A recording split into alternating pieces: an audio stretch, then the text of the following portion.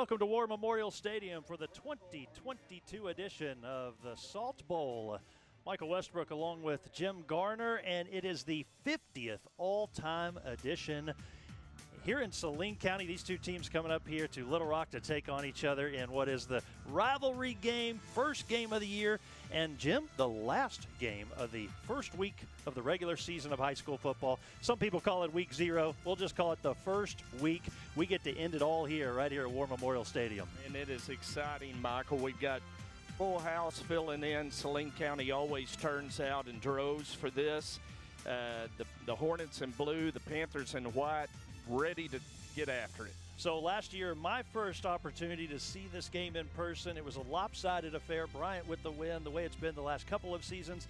But, Jim, you've seen a lot more, and when you look at the all-time series, I know you haven't seen all of them, but this has been really close, although Bryant so much as of late, Benton early on in the rivalry. Yeah, I think my first Salt Bowl was in 1977 that I remembered attending. Of the first 27, Benton won 23. But in this, since 2000, Bryant has won 19 of 21. There's been a couple of ties. Benton got one win there in 2005. So it has been a tale of two series, Michael, between the Panthers and Hornets. Coming up in our pregame, we're going to hear from Brad Harris, the Benton head coach, and Buck James, the head coach of Bryant. Give us just a quick little preview of what Coach Harris had to say to you. Well, Brad Harris really identified two very important keys for a Panther win tonight, and it has to do with the trenches and tackling. That's what you're going to hear from Coach Harris. Coach James, we talked a little bit more about some of his new players and returners. That's coming up on our pregame show. We've still got time where we'll give you a better preview, a longer preview of these two teams. But, Jim, Bryant, of course, people know 4 consecutive state championships. They start their year, they end their year here. That's kind of their new motto. But this Benton team, you know, Coach Harris, he says this is a warm-up for us to exploit our weaknesses early, and then they've been able to put together some really good years recently. Yeah, and Panthers were here in 18 and 19 for state championship games. And then last year they went on a 9-game winning streak after the Salt Bowl. So they do come out of this game every year knowing exactly what it is because they're not going to play anybody better the rest of the season. Well, again, as we told you, all time it's been a really close rivalry between these two schools, 24-23 and 2 ties. We'll see what happens here in about 25-30 minutes or so for kickoff. But coming up next, Jim sits down with Brad Harris, the head coach of Benton, and then I've got the interview with Buck James. That's still to come on our pregame coverage. It's the 2022 Salt Bowl, brought to you by M&M Productions. At Big Red Stores, we take our summer internships very seriously. We like to lean on their talents and their skills and put them where they fit best. Big Red Stores, we're all about support. For an example. Hey Cam, I'll take mid-grade please. Thanks. I got you. I could get out, but we might need him to kick another game winner this year. Let's let him get the work.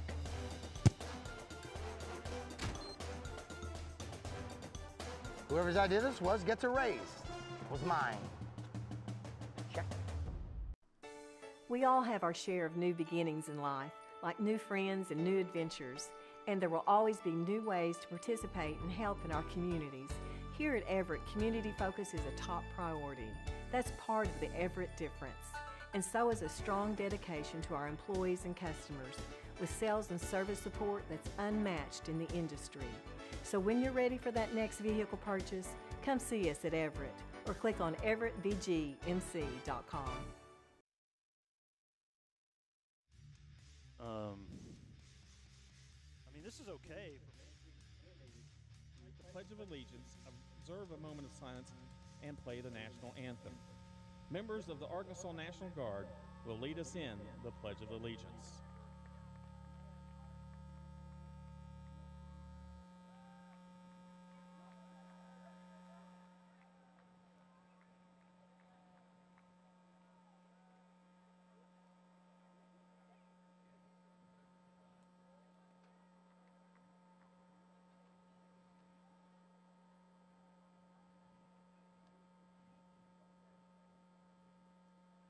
I pledge allegiance to the flag of the United States of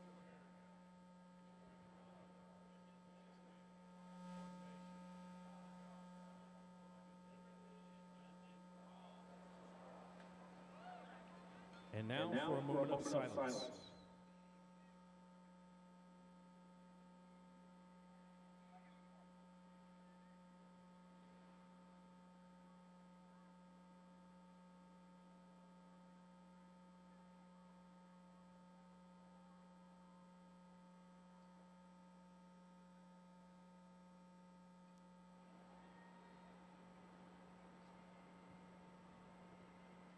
Thank you. The national anthem will be played by the Legacy of Bryant High School Band, directed by Keith Matthews.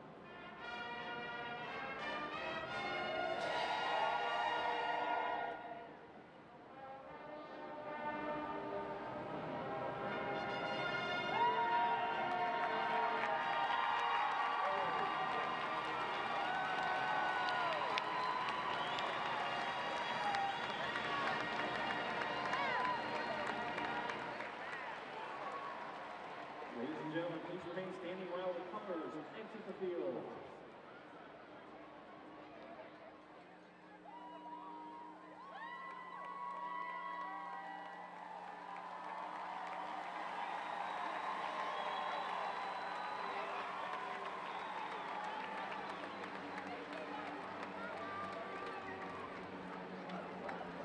Thank you to the Mid-South Carvaders for the amazing flyover tonight.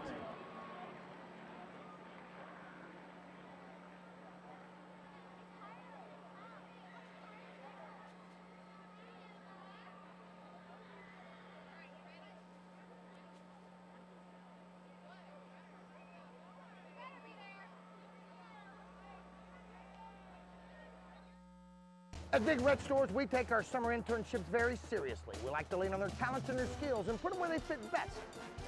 Big Red Stores, we're all about support. For an example. Hey, Cam, I'll take mid-grade, please. Thanks. I got you. I could get out, but we might need him to kick another game winner this year. Let's let him get the work.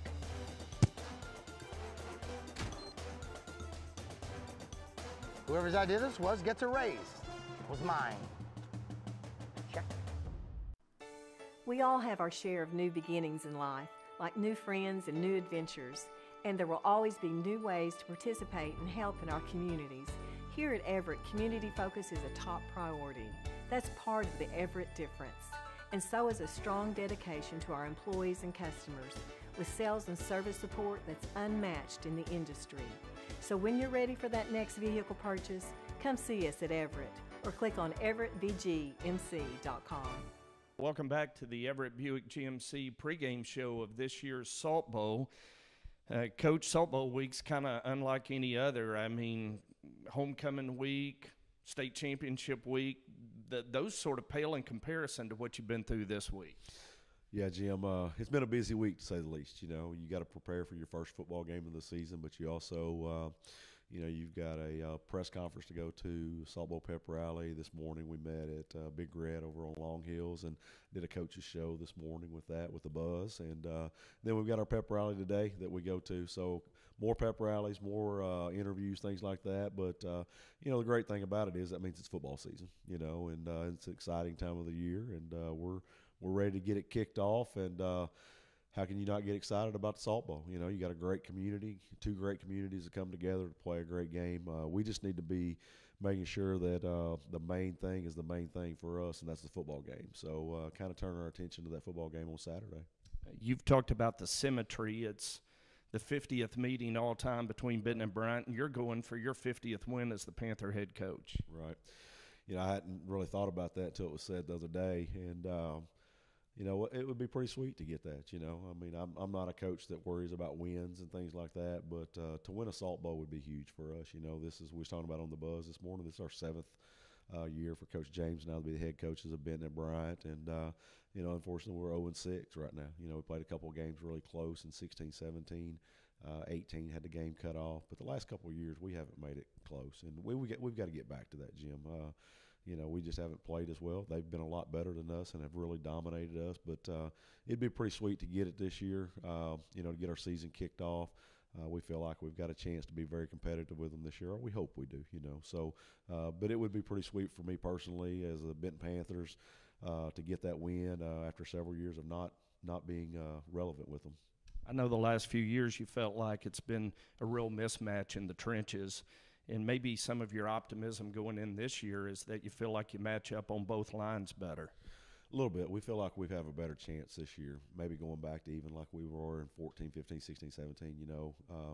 But the last couple of years, they've just been so good on the offensive line. And they're going to be good again this year, Jim. We're not overlooking that group. You know, they just reload with guys, you know. And they've got one starter coming back from last year, another kid that played a lot. They're not quite as big as they've been, but they're going to be good. You know, they do a really good job with their scheme, but we do feel like we match up a little bit better. Where we like to match up a little bit better this year is our offensive line against their defensive line, because we've had some kids that have worked extremely hard in the offseason. They've gained 20 to 35 pounds in the offseason, and we put an emphasis on that. We was like, look, if you're going to be successful at the 6A, 7A level playing those teams, you're going to have to get bigger and stronger. And we've had 4 or 5 kids that have done that. So we're gonna have a chance to match up with them size-wise a little bit better than we have in years past. So, you know, hopefully tonight, that we'll see tonight, you know, if that happens. But we like those matchups a little better than we have the last couple of years for sure. Give me a couple of big keys for a Panther win in the Salt Bowl this year. Well, just talking about what we just did, I think our offensive line has to not necessarily dominate the line of scrimmage, but control it at times and give us an opportunity to run the football consistently. Last year and the previous 3, we've been able to run the football, but not when we want to. You know, we've had just spurts of running the football, and I think we've really got to be able to do that this year. You know, especially having Braylon Russell as a running back. He's the kind of back that can take over a game, kind of like, you know, Zach Wallace had the year in 2017 and 18 against them. We were able to do some stuff there. Now, we didn't win those games, but we were in those games. And if we can control the line of scrimmage and give Braylon or Donovan or Chris Bernard some running lanes, I think we're going to have a great chance this year. So I think that's the number one thing. And then defensively, we have got to tackle. Last year, if you go back and really watch film, it was a close game until we missed 3 or 4 tackles. And it goes back to they've got some really good athletes, but we cannot miss tackles. We cannot miss open field tackles, one-on-one situations.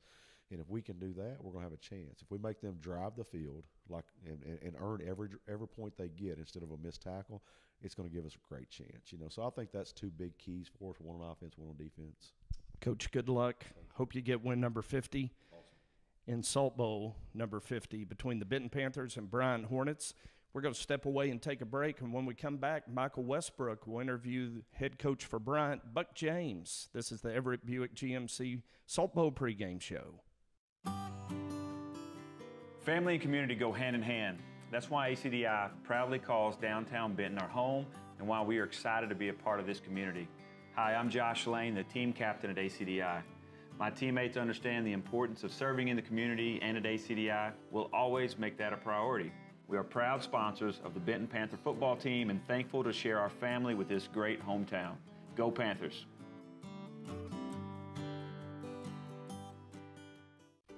Allied Glass is a full-service glass shop located in historic downtown Benton. Allied Glass is a third-generation business and family-owned and operated since 1967. Mirrors, shower doors, commercial storefronts, tabletops, screens, plexiglass, and much more. For all your glass needs, call Allied Glass at 501-778-6244. located at 115 East Sevier in downtown Benton. Welcome into the Buck James Show, brought to you by Bryant Family Pharmacy. Michael Westbrook here along with head coach Buck James. For the 2022 season, we're back at it again, Coach. Well, it's exciting. Now, you know, all the summer workouts and all the off season is, you know, coming to fruition. We need to be able to play now. We're going to have to be able to compete. We've had all the practices, we've had all the scrimmages, we've had all the 7-on-7s, and now we're ready to play football. So it's time for the Salt Bowl. We're leading up to kickoff at War Memorial Stadium, and let's begin there. Actually, let's go back a couple of days. As we mentioned last year, I was new here. I got my first taste of the festivities that take place in Saline County, and honestly, all across the state, people recognize this game as one of the biggest games of the year. So what's it been like leading up to the game? Well, it's crazy. I mean, it's a lot worse than a state championship game. Both of them are big, and when I mean that, I say worse. But it's very time consuming. There's a lot of media blitz with it. They're trying to get ready. You have a scrimmage, you know, and then all of a sudden you're in the middle of the Salt Bowl, and it's a big game. It's a big game for our community. It's a big game for Benton High School and Bryant High School. And this is really what high school football is all about. And it gives us an opportunity to be able to prepare and get ready to play ever since January. So we're excited about the game, and hopefully both teams will show up, play well, stay healthy, and then have a great year. We'll talk about Benton here in just a second. Let's talk about your team. And last year it was all about the veteran offensive line that you had. A lot of those guys are gone now. So let's start by talking about up front. Maybe mention somebody that's a leader there for you, or what your expectations are for your offensive line. Well, we lost 4 of the 5 starters that we played in the state championship game, and that's huge. And we got some guys that are doing a great job. They're filling in, and you know, they're big, strong kids. They're hard workers. They're good guys.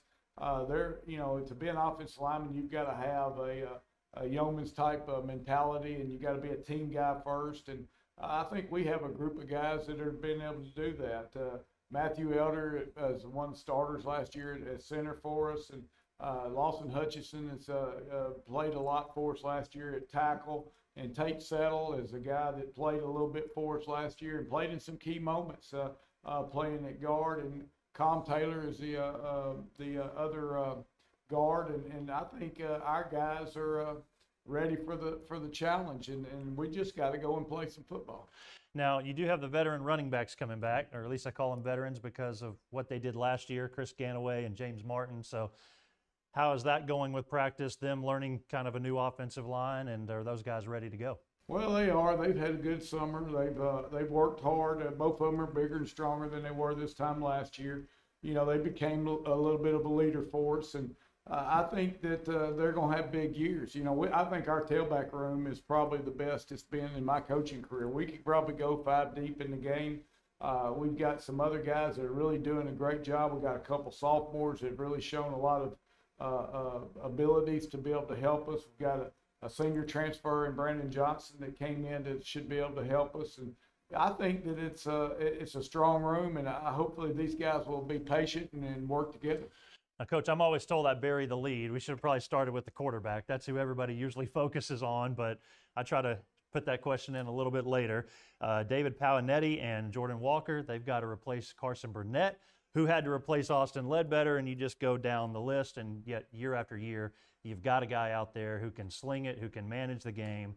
We're expecting the same out of those two this year, so tell us a little bit about those two guys. You know, Austin, he replaced Ren Heffley, and so, you know, it's been a thing. And I think Jordan and David both are guys that can do a great job for us. They have great talent of throwing the football. You know, thing about David, he was playing linebacker for us the last 3 weeks. He's new to our program, and we moved him over there, and he threw for 5 touchdowns in the JV game. So, you know, it's crazy. But, you know, he's been doing it his whole life, and, you know, he's just got to learn our system. Jordan's just a sophomore, but very talented, way ahead of the game, has a lot of ability, can run the football as well. You know, I feel like we're solid, and we'll get some others back with injuries, and they will, you know, I think that'll end up being a strong suit for us as we go along. We talk about defense. A lot of the leadership comes from Malachi and Miguel Graham. And then obviously got some players up front, Tyler Mosley, TJ Lindsey come to mind, and kind of skipped over the linebacker spot. I'll let you address that, but just tell us a little bit about the defense. Well, we play so many guys on defense, sometimes it's hard to single guys out. You know, Miguel and Malachi are guys that played for us last year, and we got Drake Finley back there, and he played for us last year. And, you know, we're still working on the other corner spot, but, you know, I think Bryson Adamo is going to be Adamo will be doing a good job for us. And we have several guys that are working in rotations, and you mentioned the guys that be on defensive line. Also, Ivory Gilmore and, you know, TJ and Mosley, and then we have the Russ twins play linebacker and D-line, and Aiden Baker as a linebacker, a senior for us that does a great job, and Sebastian Altmans is a guy that really does a good job for us. We've got a big linebacker room. We've got a big D-line room. I think we've got about 20 seniors on the defensive line. And, you know, I feel good about our defense. Now, the thing they got to do is go play every day. They got to do what they can do and do it well as they can. It's up to our defense coaches to get those guys in there when their strengths are to be needed. Remember last year, Coach, it was all new players on defense. It was all returners mainly on offense, a lot of returning players. Now this year, it's kind of the opposite of that. And one area we did not address, let's go back to offense for a second, a huge key returner. We had got to mention Mytorian Singleton, I think, in your wide receiver core. So let's talk about those guys. You know, I think we're better at receiver than we were this time last year. And, you know, Mytorian leads that group. He's a 1,000-yard receiver. He's a sophomore. You know, I think it's a very talented group. We really have about 15 to 18 guys that we can put in the game on the receiver core. And that's a strong room. We're really strong at running back. We're really strong at defensive back. We're really strong at linebacker.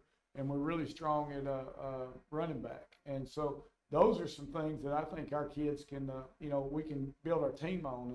And that's what we're going to have to do. We're going to have to play a lot of kids. You know, offense probably struggles a little bit early because that's what happens at any level of football. And our defense will be on the field more, and they got to get the stops and keep giving our offense chances to score and keep the ball. Okay, Coach, anything we missed? Special teams, I guess. Stephen Fuller comes back at kicker. Yeah, we got Stephen Fuller back, and then Malachi is kicked for us and punted last year. And, you know, we've got everything back that we need. We just need some guys to step up and play at a championship level, play team football, and play their very best every Friday night. All right, Coach. Well, thanks as always for coming in. We look forward to the visits this year. Hey, I appreciate you having me on the show. We got plenty more to come on the pregame show. The Salt Bowl is coming up in just a moment. It's Benton and Bryant from War Memorial Stadium. Any lasting structure begins with a good blueprint, and every good blueprint must be designed specifically for the people it serves. The Benton Event Center, Riverside Park, and the new Boys and Girls Club, all designed by the professional architects at Black, Corley, Owens, and Hughes. They understand the Benton community and are a major part of our economic success. Proud sponsors of Benton Panther football and valued partners for our community.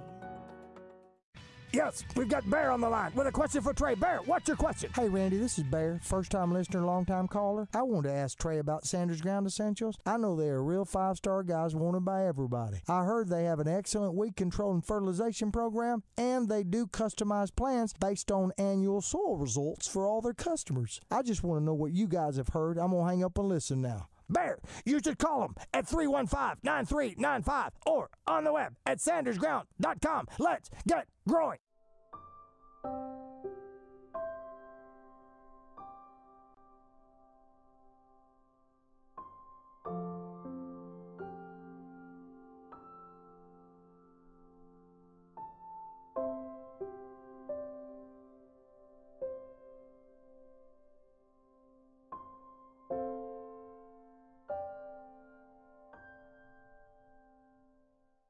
Congo Fireplace and Patio has been Benton's go-to place for all your hearth needs since 1920. Stop by now and see over 20 live burning displays. With the South's largest selection of gas logs, gas inserts, and wood-burning stoves, Congo has what you need to heat your home this winter. Get any accessory you need for your fireplace and stove in one place. Plus, see the largest selection of pellet stoves. With over 90 years of combined sales and service, there's no other place to shop.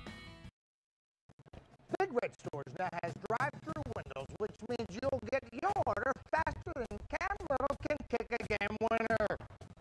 Hey, Kim, I'm gonna need one chocolate milkshake. Coming right up.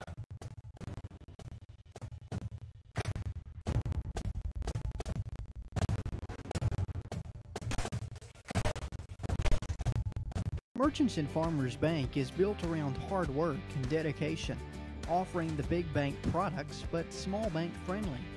Building relationships, one customer at a time. We invite you to be next. Stop in today at the corner of Spring Hill and Highway 5 in Bryant, or our newest branch opening soon in downtown Benton, where you'll find that your experience here matters. Visit us online at mfbanknet.com or find us on Facebook. Member FDIC, Equal Housing Lender.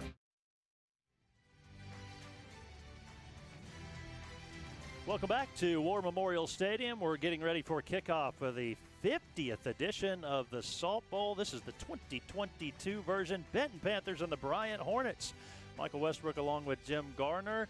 And the team's about to take the field. The crowd is huge here on hand. I know, Jim, the last couple of years it's been what we have now termed the post-COVID. But before that, last year they didn't sell as many tickets, and so it's good to see big crowds on hand, getting life back to normal. School started back this past week. The energy level is there. The student section, look at them. They're ready to go. It's all the talk this week on the Benton campus and the Bryant campus, and the students are certainly ready for this one. I know the players are, and Jim, I've got a lot of the football players in my classes that I teach at Bryant, so I got kind of firsthand knowledge of that. And as we talk about these two teams, well, how do you not talk about the quarterbacks, because they're going to be the ones that take the offense down the field and control the tempo of the game. And let's look at Benton first. Talk about Gary Rideout, maybe some of the other guys that we might see there at quarterback for Benton today. Yeah, one of the things Brad Harris has hoped all summer during 7-on-7 and then in fall camp is that one of the three quarterbacks on his roster would really separate himself and step forward and grab hold of that starting quarterback spot. That has not happened, and we very well could see three quarterbacks under center or in the shotgun tonight for Benton. Gary Rideout will be the starter. He's a transfer from Little Rock Central, was 3 of 10 for just 16 yards in the scrimmage against Little Rock Christian.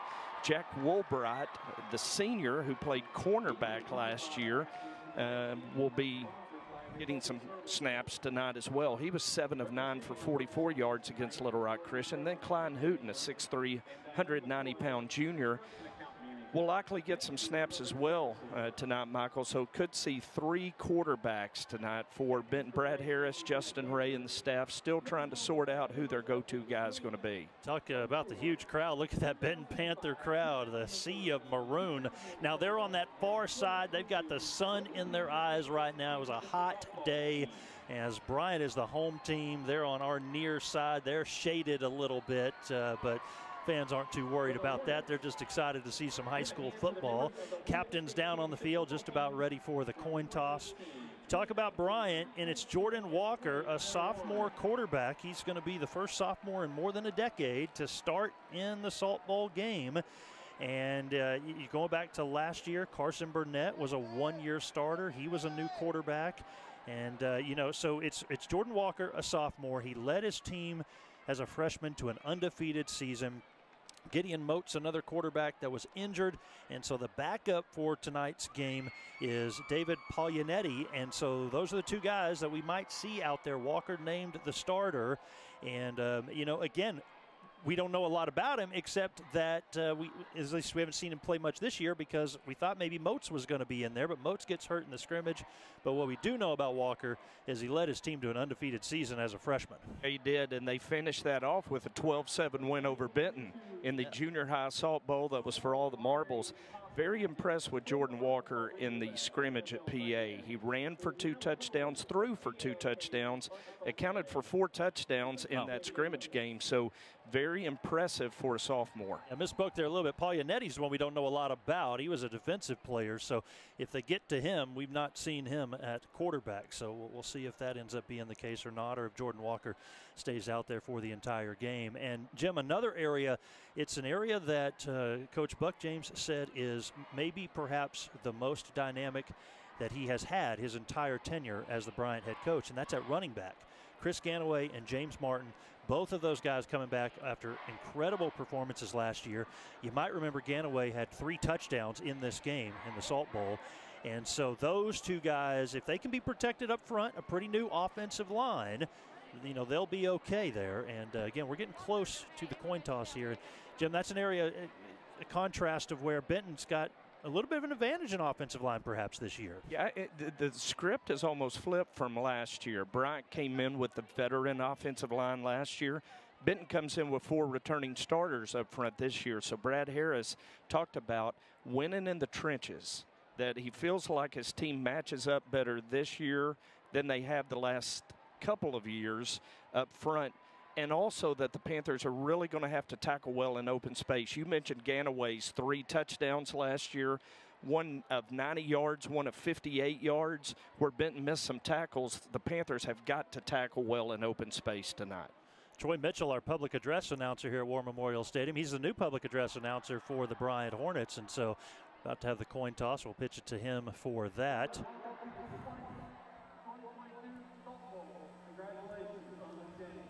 On behalf of Tommy Kraft, Justin Brewer, Jason Harris, Bill Gregory, Sam Richardson, this is your umpire, Mark Gay. I'm your referee, James Brookhart. We have a coin tonight with Bryant on one side and Benton on the other. DJ Williams is going to have the toss for you tonight. Whatever lands wins the toss. Bryant has won the toss. Going to defer. You're going to take the ball. You're going to kick from the clock. So I need you guys to switch. We'll switch. Bryant has won the toss and deferred their option to the second half. Benton will receive. Gentlemen, shake hands to you. Good luck tonight. Jim, your Benton Panthers are going to get the football first. And let's be honest, the Panthers need something good to happen early. The Panthers need something good to happen early, and they're going to get a chance to do it on offense. Teams are going to take the field in just about a moment as they are underneath their respective areas, ready to run out and just about ready to get the action really going. You look at the field down there, Jim. It's an incredible community event.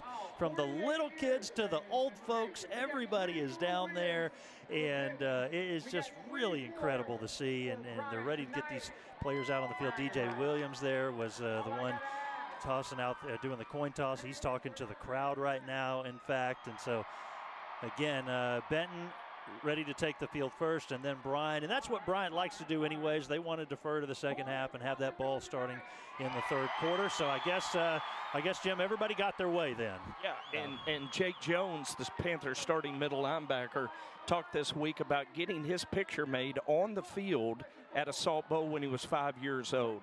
So those young people down there on the field, those future Hornets, future Panthers, making great memories out there tonight. Yep, absolutely. Yeah, my son's 2 years old. I can't wait to bring him here. Hopefully that'll be happening soon. Okay, what else, Jim, are we looking at here? We talked a lot about the offensive line for Bryant, the fact that you got 4 new players on offensive line. That was their huge strength last year. Talk about a veteran offensive line for Benton, and we've talked about the quarterback, running back position. Let's talk defense a little bit then, and what are we looking at on defense for Benton? Well, Benton returns everything up front. Hunter Goodwin, Peyton McNeely, Ian Alvarez, 3 returning starters. Jake Jones returns in the middle. Panthers a little thin in experience in the back end of the defense in the secondary, but one got to keep an eye on tonight, the starting strong side linebacker, Walter Hicks, 6 foot, 205-pound sophomore that led the junior high in tackles last year, had 9 sacks. Coach Brad Harris says he's got the potential to be one of the best linebackers ever to come through Benton. Here's your Benton Panthers taking the field. For Bryant, a lot of returning players on defense. I mean, it's stacked with names you remember from last year on the defensive line as the Bryant Hornets now take the field as well. Guys like Tyler Mosley and TJ Lindsey and Eli Hill new to that defensive line, but you still got a guy in Ivory Gilmore who you're going to see a lot of tonight. You have, of course, Jalen and Traylon Russ. Those 2 guys go along with the Miguel and Malachi Graham, and we know a lot about Miguel and Malachi Graham, what they did last season, causing all sorts of havoc in the secondary. And huge defensive line was the key last year. for Bryant, and it allowed that secondary to make plays because the quarterback was under pressure so much. And now you've just got a lot of veteran players, which is a complete different story from last year, where they had 10 new players on defense, 10 new starters. This year it's the opposite of that. They're returning 10 starters on defense. And so we're just a couple of minutes away. They've set the clock at 12 minutes, so any moment here we'll be getting ready for the kickoff as Benton is going to get the football first, as Bryant won the toss and deferred to the second half. Next week through September 30, students are asked to bring donations of peanut butter to their school. Michael, the school in each district that collects the most peanut butter will receive a trophy to display throughout the entire school year. All donations will be distributed to schools and food pantries throughout Saline County. So we want everybody to remember, send some peanut butter to help feed the hungry in our county. Well, the Bryant Hornets, a tough non-conference schedule taking on Benton. They're going to go on the road next week and play Denton Ryan out of Texas, then right back here against Parkview. 2 of their first 3 games at War Memorial Stadium, and Benton going to get the football first. We'll turn it over to Jim Garner. All right, to kick off for Bryant will be Stephen Fuller, back deep for the Panthers.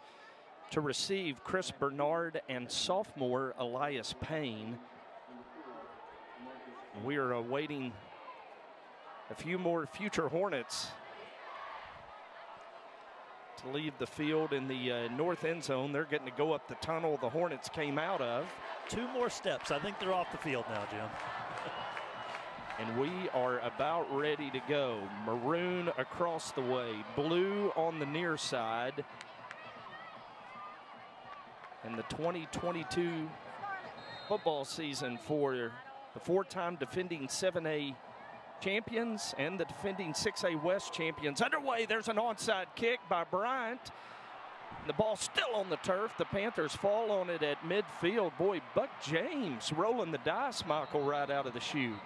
Well, I always say, you want to hold those trick plays or the plays to catch the team off guard for late in the year. But no, the first kickoff of the year. And Benton does recover it right at the 50-yard line. That surprised me.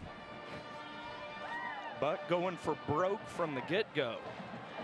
So we'll see the Panther offense now led onto the field by junior quarterback Gary Rideout, the transfer from Little Rock Central. In the backfield with him is Braylon Russell, the 6'2", 235-pound junior who ran for 1,200 yards and 15 touchdowns at Hot Springs Lakeside last year.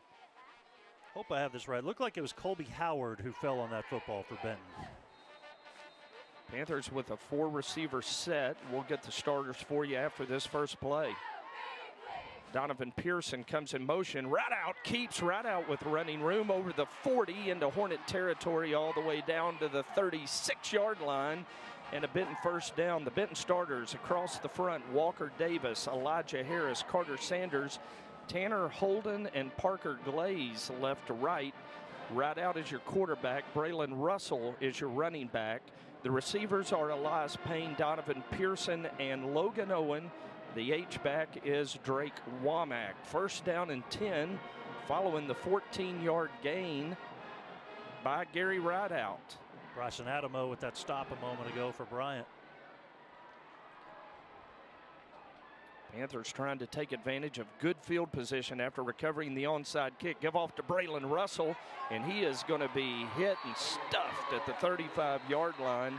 A gain of 1. Sebastian Oltmans, the middle linebacker, on the tackle. Yeah, the junior, the first to get there, and his teammates helped him out. Gave him 2 yards on the play. It'll be second down and 8 for Benton. Ball in the center of the field at the Bryant Hornet 34-yard line. See Nick Biskey, Jeremiah Smith-Robinson, Tyler Mosley, and the ultra-talented T.J. Lindsey wearing number 9, the front 4 for the Hornets. As there is a mishandle on the snap, Braylon Russell picks it up, and he's going to fight his way to the 33-yard line where it'll leave Benton with 3rd and 6. That was interesting. He had a man in motion, and the snap did not go to the quarterback. It ended up with Russell able to make a little bit of something out of nothing. Picks up about 2 there. So Lindsey is lining up opposite the Benton sophomore tackle, Parker Glaze. Number 9 for T.J. Lindsey. We don't mention numbers too often, but I thought, a single-digit defensive lineman, interesting number. Yeah. He really stands out, doesn't he? Yeah. 6'5", 260. 3rd down and 7 for the Panthers. Getting to Braylon Russell. Russell in the secondary. He's all the way down to the Bryant 19-yard line. As the Panthers convert on 3rd down, move the chains, 1st down, Benton in the red zone. Well, that's a 14-yard pickup, and it's all because they were able to block T.J. Lindsey. They sealed him off, and it gave Russell room to run. Wow. Russell, the commit to the University of Arkansas during his sophomore season, making a difference for the Panthers on this opening drive. 1st down and 10, Benton inside the Bryant 20-yard line. Russell to the left of Rideout, now motions. It's an empty gun for Gary Rideout, who's going to keep running to the center of the field down to the 16-yard line, a gain of 3. You could see that play developing. Looked like it was going to be a quarterback keep the whole way. It was. And this is quite an interesting turn of events from the start of last year's game, where you've got Benton right here knocking on the doorsteps of the end zone. And this defense, we talked all about all these returners. Well, they got to stiffen up a little bit. Panthers not going with tempo, actually huddling and trying to milk the clock as they're keeping it on the ground here on the opening possession. Give to Braylon Russell. He's running right over the 15. He is going to be corralled by a swarm of Hornets at the 14-yard line, and that is going to leave Benton with 3rd and 5. Jalen Brown was the first one there, the senior linebacker. Very impressed with Jalen Brown in the scrimmage at Pulaski Academy. He had 73 tackles, 3.5 sacks for the Hornet defense last year. Where's number 2, a 6'1", 195-pound senior? I think this is a big play early on, 3rd down and 5. 3rd and 5 at the Hornet 14-yard line. Panthers bunch receivers to the short side of the field. Rideout going to keep running that way. And Rideout is going to step out of bounds at the 12-yard line, which is going to leave him 3 yards short of the 1st down. I thought just maybe he had stayed in. We're getting to look at it on the replay in the stadium here, and it was really close, but you could see that his right foot was on that line. So a field goal attempt coming up for the Panthers. Cole Tanner will snap. Logan Owen will hold. Lucas Wilbur, who was 6 of 7 in field goal opportunities last year, the senior, on to attempt the field goal. He's a left-footed kicker. Ball down. Kick is up, and it is no good. Pushed it to the right, and the Panthers come up empty on the opening drive. 7:37 to go in the 1st quarter. Benton recovered the onside kick at midfield, marched it into the red zone, Michael, but couldn't convert on the field goal. Yeah, 29-yard field goal attempt missed there, and so no damage done for Bryant as they try to catch Benton off guard with the offsides there with the kick, and it doesn't hurt them any. We'll see the offense for the first time for the Bryant Hornets, and as we told you, quarterback this year for Bryant, the sophomore, Jordan Walker.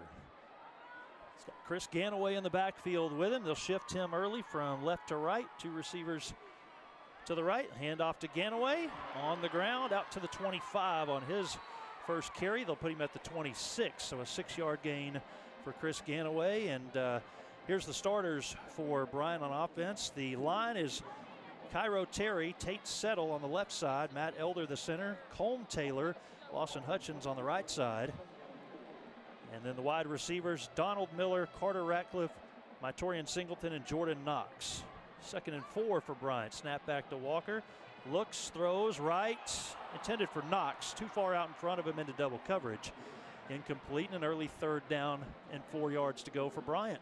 I want to go back to that opening play. J. Thomas Pepper with a good tackle in open field, and that is going to be critical for the Benton defense throughout this ball game. Something Coach Harris told us, that got to tackle in space. Big play early for Bryant. Can they go 3 and out, or can they pick up the first down? 3rd and 4. They need the 30-yard line for a first down. Snap back to Walker. Handoff to Ganaway. Needs a block, and he is hit shy of the 30 and dropped down. The tackle is made by Perkins, and so it's 4th down and short, 4th and 1 for Bryant. Well, they've already gambled once on an onside kick attempt. They're at their own 29-yard line, and the offense is staying on the field. 4th and 1. 6:39 to go first quarter. First time we've seen Bryant with the ball, and they're going for it on 4th and 1. Back to Walker. He's going to pass on 4th and 1. He throws, and it is incomplete. The intended target was Jordan Knox.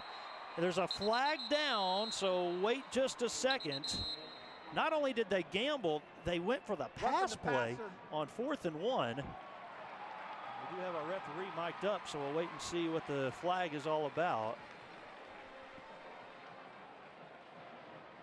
And personal foul, roughing the passer, number 93, defense. 15-yard penalty from the previous spot. Bryant bailed out on the penalty. Yeah, Ian Alvarez gets hit with the roughing the passer penalty. And like you, Michael, I'm shocked. 4th and 1, your sophomore quarterback throws the football, and a Benton penalty bails out the Hornets. 1st and 10, Bryant at the 44. Walker out of the shotgun, Ganaway to his right, handoff to Ganaway. He cuts, crosses the 50, takes it into Benton territory down to the 45. They'll say the 44, that's right at the sticks. It moves the chains. It's a 10-yard gain for Ganaway. Walter Hicks, the sophomore linebacker, on the tackle for Benton. 1st and 10 at the Benton 46. Back to Walker. Play action. Throws. Catch is made, and an immediate tackle inside the 40. Going backwards is Carter Ratcliffe. He picks up only 3 yards. It's 2nd and 7. I know Kyle Sutherland, who covers high school football for Scorebook Live, is very high on Carter Ratcliffe, the sophomore receiver. Excuse me, Ratcliffe. 3-yard gain, 2nd and 7. Walker rolling to his right. He is going to throw, incomplete. Looking at Ratcliffe again, who falls down, slipped on the turf. Would have been a tough catch anyways. And that'll bring up a 3rd down and long. 3rd and 7 for Bryant. 5:44 to go in the opening quarter. That's back-to-back nice plays by Chris Bernard. He made the tackle of Ratcliffe on the previous play, and in there giving good pass coverage on that last incompletion. We're seeing a lot of Jordan Walker early on. Low snap, takes the handoff, throws a spiral to Knox at the 15, the 10, 5, end zone, touchdown, Jordan Knox. The Bryant Hornets are on the board with 5:36 to play in the first.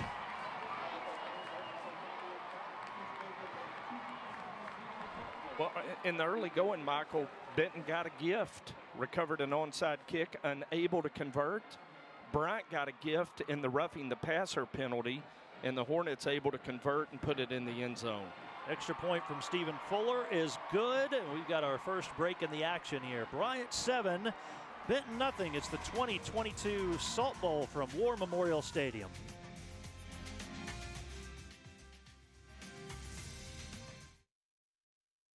Jones Heating and Air, located at 520 Edison Avenue in Benton, specializes in residential, commercial, and new construction HVAC systems and offers 24-hour service. Jones is a proud supporter of Benton Panther Athletics, the Saline County Boys and Girls Club, and youth sports at Benton's Riverside Park.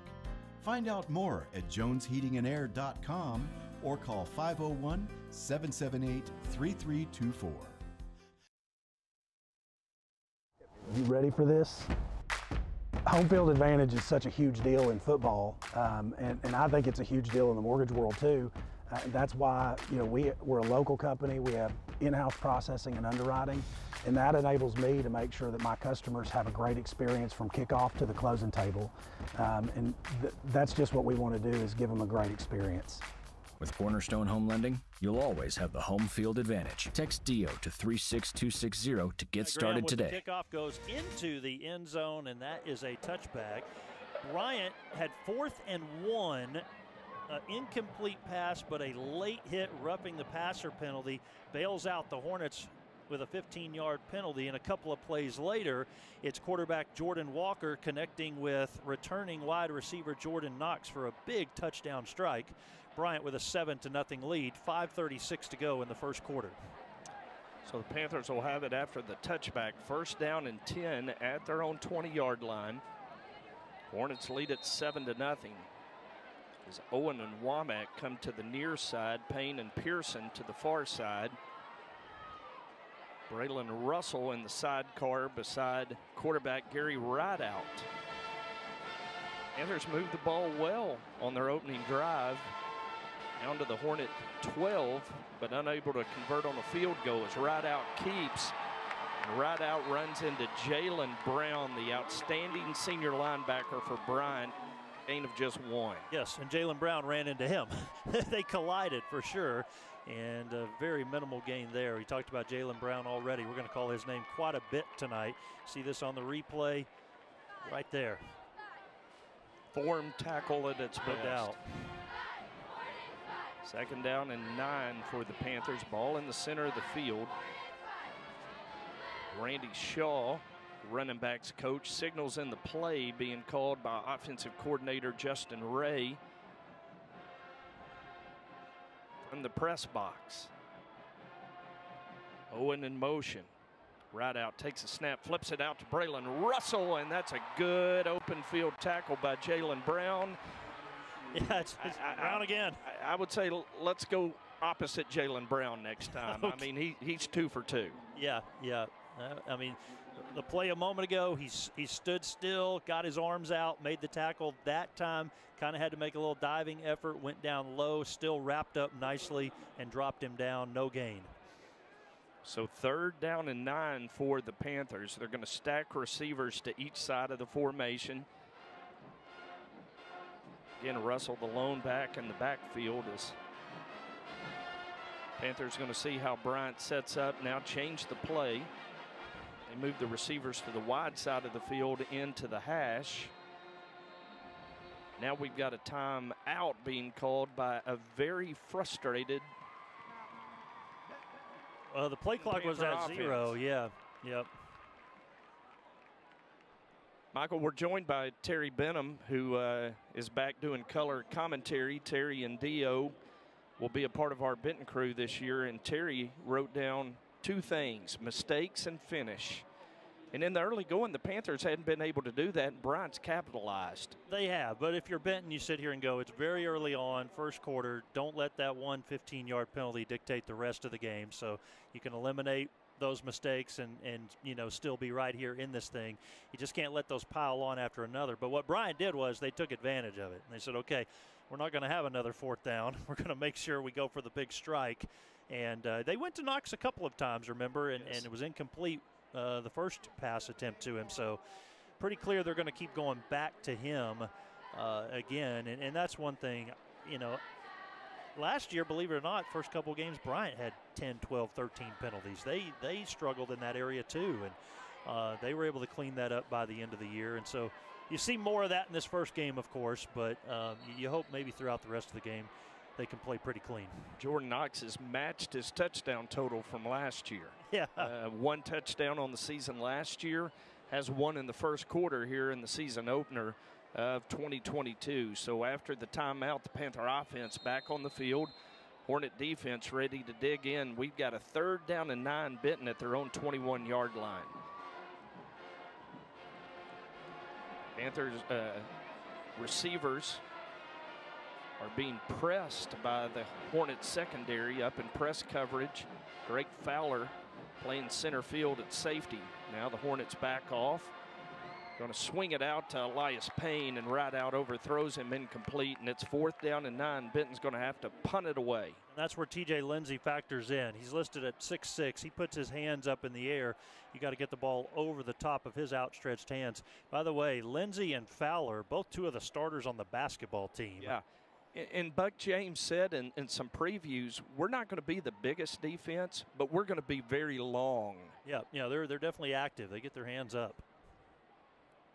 So on to punt. Chris Bernard for the Panthers stands at the 10-yard line. It's an end-over-end punt that's going to hit at the 40, take a high hop that Fowler fields at midfield.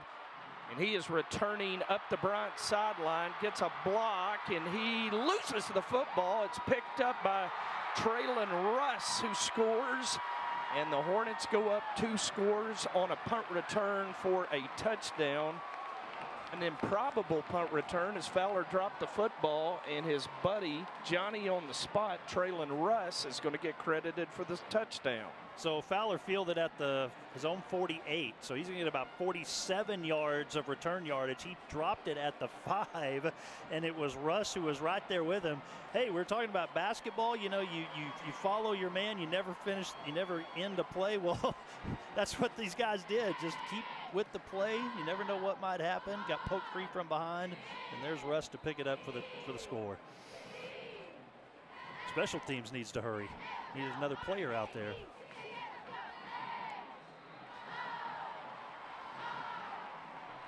It's good.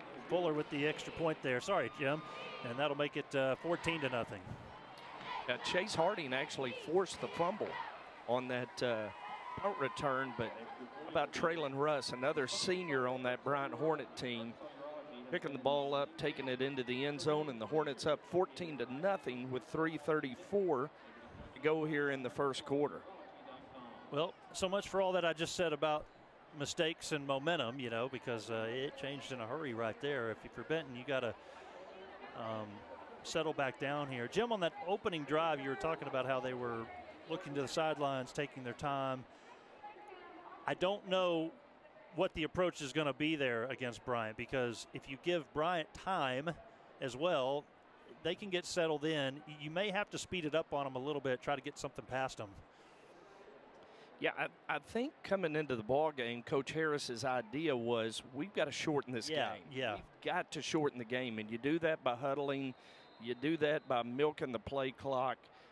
Benton usually likes to go up tempo, kind of getting away from that a little bit tonight as Elias Payne fields it, or O'Marcus King, another sophomore, fields it on the run and steps out of bounds along the Benton sideline. So Benton going to be buried back at their own 13-yard line with poor field position. And now the Panthers need something good to happen, Michael, as down 2 scores. And Gary Rideout is going to stay at quarterback for the Panthers for this 3rd series. Yeah, and their worst starting field position on their 3rd possession.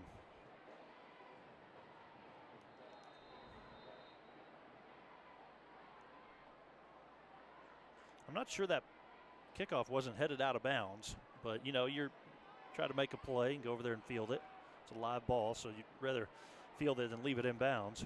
Panther defensive lineman Peyton McNeely playing tight end this series is Braylon Russell. It's going to carry wide, and he is going to be upended at the 15-yard line, a gain of 2, and it'll be 2nd down and 8 for the Panthers. Well, Bryson Adamo is an 11th grader, a new name that we're calling this year. He was not one that we talked about or saw last year, and he's been in there on several of these plays. A couple of his other teammates were there with him. Like maybe Brendan Bennett, I believe. So McNeely, the tight end, comes to the right. Panthers with 2 receivers going with a power look. Drake Womack, the H-back, set behind left tackle Walker Davis. It's a give to Braylon Russell. Russell powers his way, dragging Hornets over the 20 down to the 23-yard line. Going to be close to a 1st down. They're going to mark him just shy, and it'll be 3rd and a yard for Benton. That's a pretty nice play. It's 2nd and long. You're thinking, well, maybe they're going to have to, you know, do something, a little trick play, some motion. Nope, just straight up the gut and say, try to stop me. It took 3 Bryant Hornet players to bring him down. So 3rd down and 1 Panthers. It's the clock approaching 2 minutes to go in the first quarter. Bryant leads at 14-0. Again, tight end set. To the right, give it to Russell, running left. Russell's going to have the 1st down up near the 24-yard line. That'll move the chains and give Benton a fresh set of downs. Yeah, and you've got at least 3 new players coming in on defense for Bryant. Coach James talking about that they're going to rotate in quite a bit on defense. But that's a big 1st down for Benton. I mean, you're talking about you don't get that. You got to punt it away. Bryant could score and be up 3 scores before the end of the first, but at least now you've got a fresh set of downs to work with and might be able to hold it for the whole first quarter, the rest of the first quarter. So 1st and 10, Benton at the 24-yard line.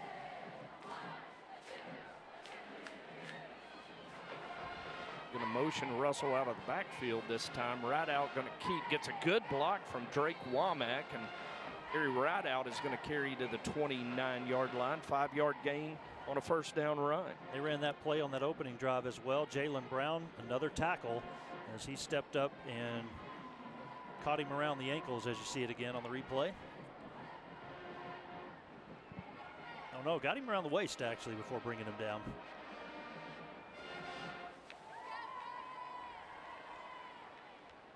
It's 4 or 5 tackles for Jalen Brown already. 2nd down and 5, Panthers. It's power right. Russell coming right. Russell going to pick up a yard to the 30. And that was the sophomore Eli Hill on the tackle. Yeah. And I think maybe Mosley joined him late there to help with that. And, you know, it's big-time football. You know you're a big-time player when the team's won 4 state championships in a row and you're a sophomore out there starting, actively logging minutes on defense and then making plays as well. I know you were impressed with him in the scrimmage. Well, and when he beats out Ivory Gilmore for a starting spot, who was a huge contributor in the 4th quarter in the state championship win for Bryant against Fayetteville last fall. Yeah, had a couple sacks. So give to Russell on 3rd down. They try the center of the line, and he is not going to get the first down as Jalen Russ, I believe the brother of Traylon Russ, who scored the touchdown, is going to make the tackle for Bryant at the 33, and Benton's going to face 4th and 1 as we've come to the end of the first quarter. 1 quarter in the books in Salt Bowl 2022. It's Bryant 14 and Benton 0. And we are going to go down to the field to Shane Broadway. Children in Saline County.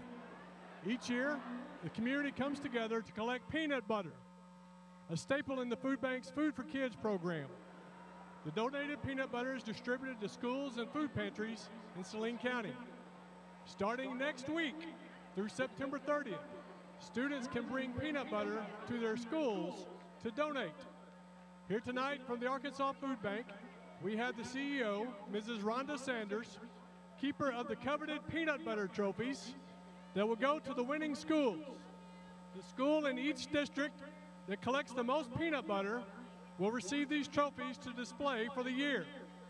Arkansas Food Bank will visit the winners and present the trophies to the students. Remember to purchase some peanut butter and send it with your children throughout the month of September. We also want to thank Big Red Stores, who just ended their peanut butter drive in August with over 4,000 jars collected. This peanut butter has already been distributed to local Saline County pantries to help parents feed kids at the start of the school year. We'd also like to thank Skippy Foods, who made a generous donation of 21,800 pounds of peanut butter to help reach even more families in need. Thank you, Skippy Foods, for your support every year and feeding hungry kids. You can also have a special chance tonight to donate to the food bank.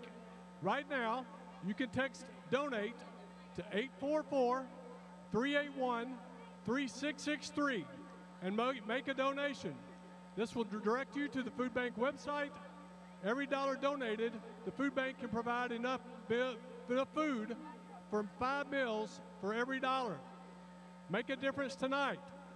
You can also give this weekend at both Saline County Kroger stores, Harps on Highway 5, or Walmart in Bryant as part of the One Brand, One Bread, One Body food drive event.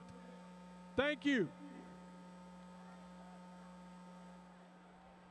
You know what makes the Salt Bowl so special, Michael, is not just the game, not just the pageantry, but between the Goodwill clothing drive, the peanut butter drive, the blood drive, there is so much good that comes to the entire county as a result of this event. Yep, absolutely. As I said in the pregame, really cool to see just so many different people out on the field. And on 4th down and 1, the Panthers go for it, and Bryant stuffs it. Is in there to make the tackle for the Hornets was Malachi Graham, and now Bryant is going to have great field position at the Benton 30, Michael. Yeah, well, there you are trying to make a play. You're down 2 touchdowns, and, you know, you can't score if you don't have the ball. So not a bad decision there to go for it on 4th and 1, but now it sets up a really short field for Bryant. I don't know about the sophomore quarterback just yet, but they might take a shot for the end zone here. We'll see. That's what you do often see sometimes. Jordan Walker, and he has what appears to be now James Martin in the backfield with him. Martin getting some snaps on this drive. Walker will keep it himself, goes left, cuts back right, has a bit of a seam, just shy of the 20. He'll be out at the 21 where he is tackled. A 9-yard gain for the quarterback, Jordan Walker. And Javion Parker, the diminutive cornerback, 5'5", 145-pound senior for the Panthers. He's 2-time weightlifting champ in the 132-pound class, made the tackle. 2nd and 1. Now Walker, he looks to the end zone, throws, it is caught. Touchdown, Bryant Hornets. Mytorian Singleton, his first touchdown grab of the 2022 season, and it's 20-0. Bryant leads Benton, 11:33 to go in the second. That's an 1,100-yard receiver last year, 9 touchdowns. Got a step on Patrick Shipp. Jordan Walker put it right on the money for another Hornet score. Well, thought they might go for the big strike on 1st down, but after you get 9 yards on 1st down, that's where you take the big shot. 2nd and 1 to the end zone, and the extra point is good by Stephen Fuller. We'll take a break. Bryant 21, Benton nothing. The 2022 Salt Bowl from War Memorial Stadium. At Big Red Stores, we take our summer internships very seriously. We like to lean on their talents and their skills and put them where they fit best. Big Red Stores, we're all about support. For an example, Hey Cam, I'll take mid-grade, please. Thanks. I got you. I could get out, but we might need him to kick another game winner this year. Let's let him get the work.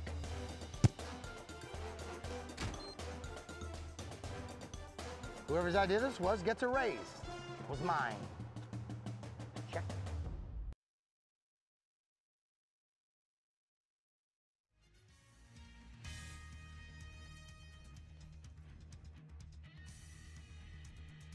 A two-play drive as Mytorian Singleton catches a 21-yard touchdown pass, and Stephen Fuller to kick it away. Fuller's kick is going to be fielded by Marcus King at the 5-yard line. He's over the 20 up to the 25-yard line where he's tackled by Bryant sophomore J.T. Allen, and that's where Benton will put it in play. Scott Nethery, the athletic director at Benton, says time of possession is the most meaningless stat in football. Terry, Benton has 10 minutes and 3 seconds time of possession. Bryant has 2 minutes, 24 seconds. And the Hornets lead it 21-0. So the Panthers break the huddle right out, staying at quarterback for Benton. Braylon Russell, 9 carries, 33 yards. Thus far for the Panthers offensively, as Pearson goes in motion right out, going to throw to him, and Donovan is going to be tackled. That is a very good open field tackle by Brendan Bennett, the 6'1", 180-pound junior safety for Bryant.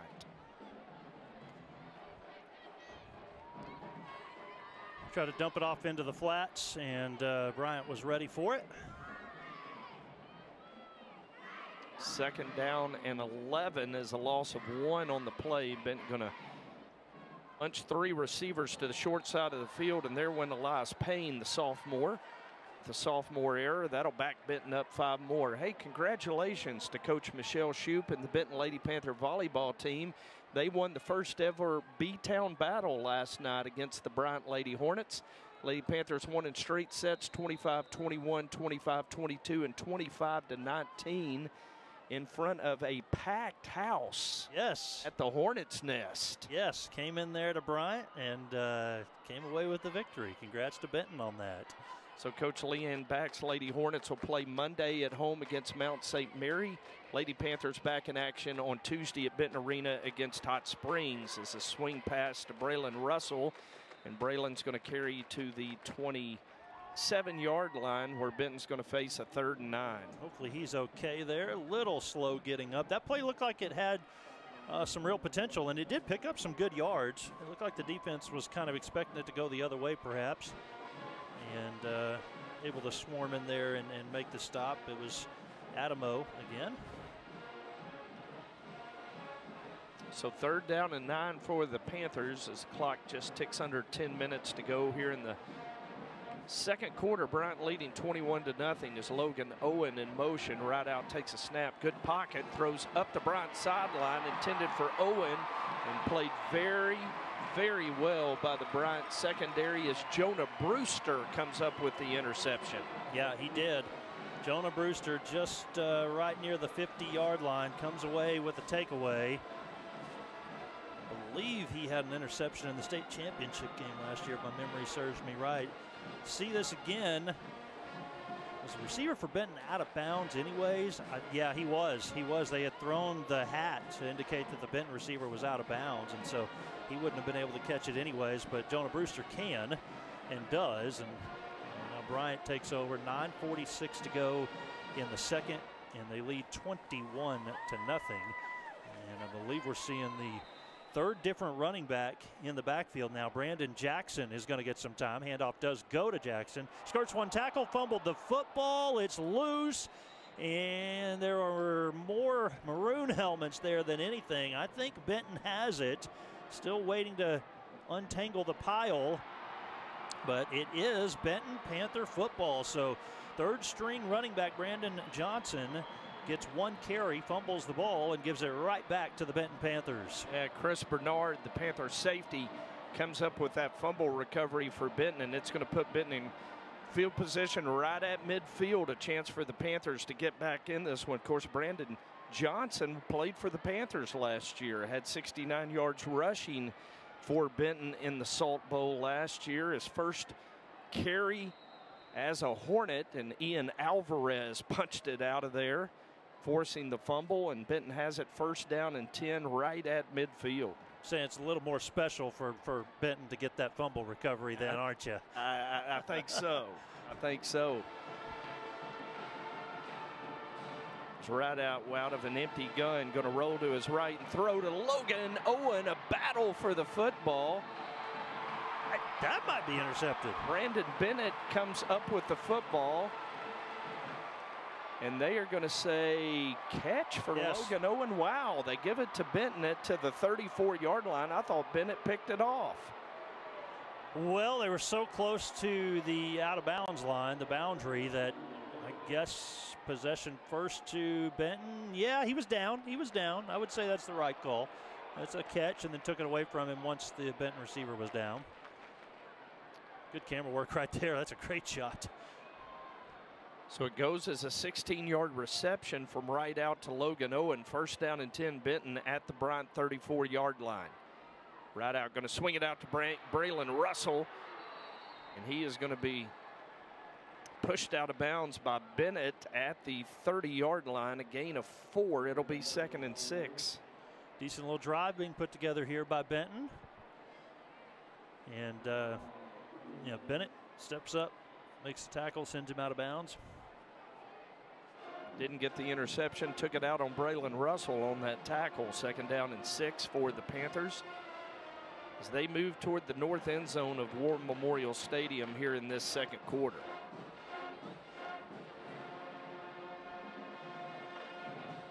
Four receivers set. Right out, going to swing it out to Russell again, and Russell is going to be out of bounds at the 25-yard line. Going to leave Benton about a yard short of a 1st down. It'll be 3rd down and 1. JT Allen with the stop right there to keep him shy of the sticks. Benton's had a missed field goal. They've had a turnover on downs on a 4th and 1 play, so this is important for them to pick up this yard. And keep possession. 3rd down and 1 Panthers at the Bryant 25-yard line. 3 receivers to the wide side. Fake to Russell. Right out, keeps right out with running room. Down to the 10-yard line, and it'll be 1st down and goal, Benton. Really nice play there by Gary Rideout, and he was brought down, I believe, by Braylon Russell. Showing his legs there a little bit with some speed. Rideout 5 of 7 throwing the football. He's carried it 7 times. 1st down and goal, Panthers at the 10. Now Rideout scrambling, and Rideout is going to be pushed out of bounds by Tyler Mosley. Jalen Brown over there applying pressure. A late flag comes in. And, Michael, I think we may get a late hit. I think they will say late hit. I thought, well, if the quarterback stays on his feet, maybe they won't throw it there. But he was out of bounds, it appeared, at least by a step or so. After the play was over, personal foul. Number 51, defense.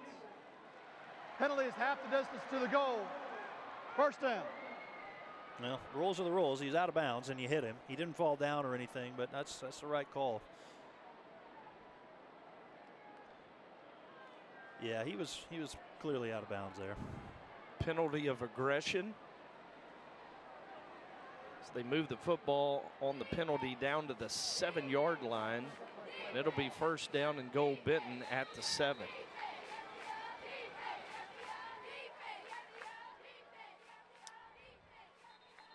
McNeely is the tight end to the near side. Now we've got a whistle, and they're going to blow the play dead. As the referee and the line judge on the near sideline are going to have a visit at the 10-yard line.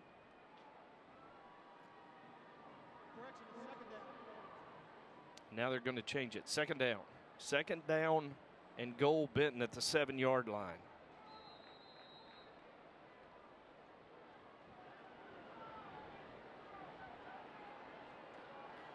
Panthers break the huddle. McNeely tied into the left. Womack the H-back to the left. Power set to the left for Benton. They give it to Braylon Russell. He's going to run right. He's going to carry Hornets into the end zone. Touchdown, Panthers. Braylon Russell with his 1st touchdown as a Benton Panther on a 7-yard run. And the Panthers are on the board. It's 21-6 with 8:15 to go in the 1st half. Lucas Wilbur on to attempt the extra point. Old Tanner will snap. Logan Owen will hold. Seems to me that running up the middle has worked out pretty well for Benton. Running behind Carter Sanders, the senior center. And Wilbur's extra point is good. 8:15 to go in 1st half. It's Bryant 21, Benton 7. It's a Salt Bowl 2022 on MM Productions.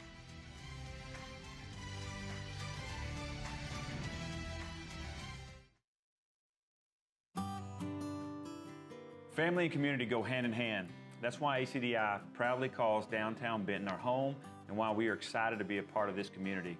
Hi, I'm Josh Lane, the team captain at ACDI. My teammates understand the importance of serving in the community, and at ACDI, we'll always make that a priority. We are proud sponsors of the Benton Panther football team and thankful to share our family with this great hometown. Go Panthers!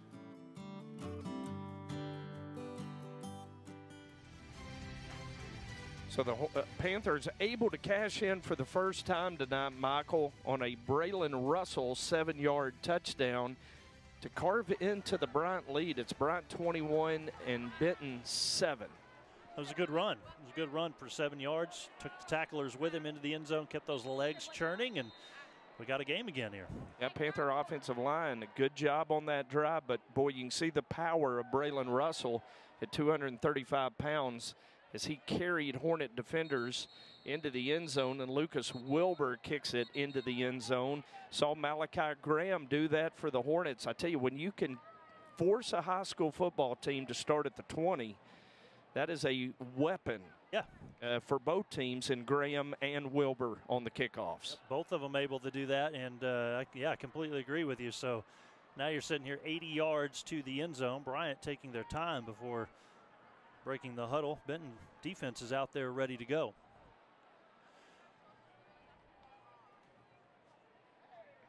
Chris Ganaway will be back out there at running back. He started the game. We've seen 3 tailbacks in the game already for Bryant, an area this year that Coach James says is going to be one of the best he's seen in his coaching tenure at Bryant. And so Walker back at quarterback, Ganaway to his right. Handoff goes to Ganaway, bounces to the outside. Not much for Chris Ganaway as he hits the sidelines after a 3-yard gain. That brings up 2nd and 7. Well, I like the way corner Javion Parker played that.